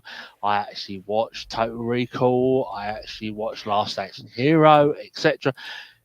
You name it, the Arnold Schwarzenegger I actually sat in the cinema and watched their I think it was Annie or something. He did a serious drama a few years ago. I actually went to the cinema and saw that itself. But Predator, Total Recall, Schwarzenegger is the king. I'm sorry, I'm just that way inclined. But did you know, the Alien film, none of them have ever been actually remade or rebooted? Yes, but they tried to remake. No, it's never been remade. With Adrian Brody, Aliens versus Predators, etc. Because I bought the films for my wife, and my wife says, even my wife has just turned around and said, I love the Predator films, but I'm sorry, babe, but Schwarzenegger is the king. I'm sorry. She goes, I brought the Aliens versus Predator films for her a few years ago for Christmas. And she even turned around and said, look, I know you're an Arnold Schwarzenegger fan. She goes, you grew up with it. And I'm sorry, babe, but I have to admit, Schwarzenegger is the king. Don't care about Adrian Brody or whatever. No, sorry, she will not have it. He was the king back in the 80s. Now he has a horse that sits at the table with him when he has meals. He does. He does videos about him and his horses that come in his house, sit at his table and have meals. That's not cool. That's weird. I'm not being funny. They can reintroduce. I don't know if Luke agrees with me, but they can reintroduce whatever remakes or reduces, whatever they want to call it, as much as they like. But the originals are still the best. I'm sorry, I went to the first night screening of Total Recall and Predator, and I was absolutely amazed. And I still think Sorry, no one can touch Schwarzenegger. Sorry, I don't care how much you think about Predator versus Aliens and Predator. What was it? Predator 2? Predator 2, I think, with Gary Busey in 1984, 85, I think it was. Nah, you can keep it. No, sorry. Schwarzenegger was the key with Carl Weathers, etc. That was it. That's it. I'm going to round it up there. It's 5 to midnight now. Yeah. But anyway, Sorry, Sub. it's fine. So anyway, thanks for coming on, Luke. It's been fun. I didn't realise it's going to be a nearly 3-hour show. Yeah, I know. Should have settled in with some snacks or something. Yeah. No, I it's do fine. apologise. It's fine. It's absolutely fine. Very much enjoyed it. I was staying up anyway because AEW is on soon. But yeah. Oh yeah, we didn't have your wrestling talk. Oh, yeah, no, we'll do that. no. We'll do that next time. We'll do Next that next time. AEW. We will. But yeah, Yes, we on, got Luke. the MPJW versus AEW Forbidden Door. That's what's going on. Let's get it on, motherfuckers. Yeah, let's go. Thanks for coming on. Let's. Do you want to tell people where they can find you, Luke? Twitter @LukeSteele90. Go find me there. Thanks for coming on, Darren. Do you want to tell people where they can find you? Yeah, you can find me at Draconia67, or you can find me at DarrenH73 on Twitch. Thanks for coming on. I'm BMG. Thanks for coming on. Yeah, thanks for having me. You can find me on Twitter at BaldmanGamer, Xbox at BaldmanGamer, and PlayStation at BaldmanGamer86. I am rather disappointed that I'm the only one that played dress up this evening, but it's okay. It's okay. You know, there's always next time. But, Don't worry. It's coming to dress up. Don't worry. But other than that, thank you for having me again. Thank you. But yeah, it's been good. We do this once a month. Me, Darren, BMG, and Luke have a good chat about gaming, and we moved on to movies. Next time it may be a bit of wrestling, but we have talked. We may do we may do one proper wrestling, just talk about wrestling show. So that'd be different. But anyway, thanks for popping on, everyone, and listening after the fact on Spotify, Apple Podcasts, and so on. And we'll see you all in a month's time. Thanks, everyone. See you soon. See you later.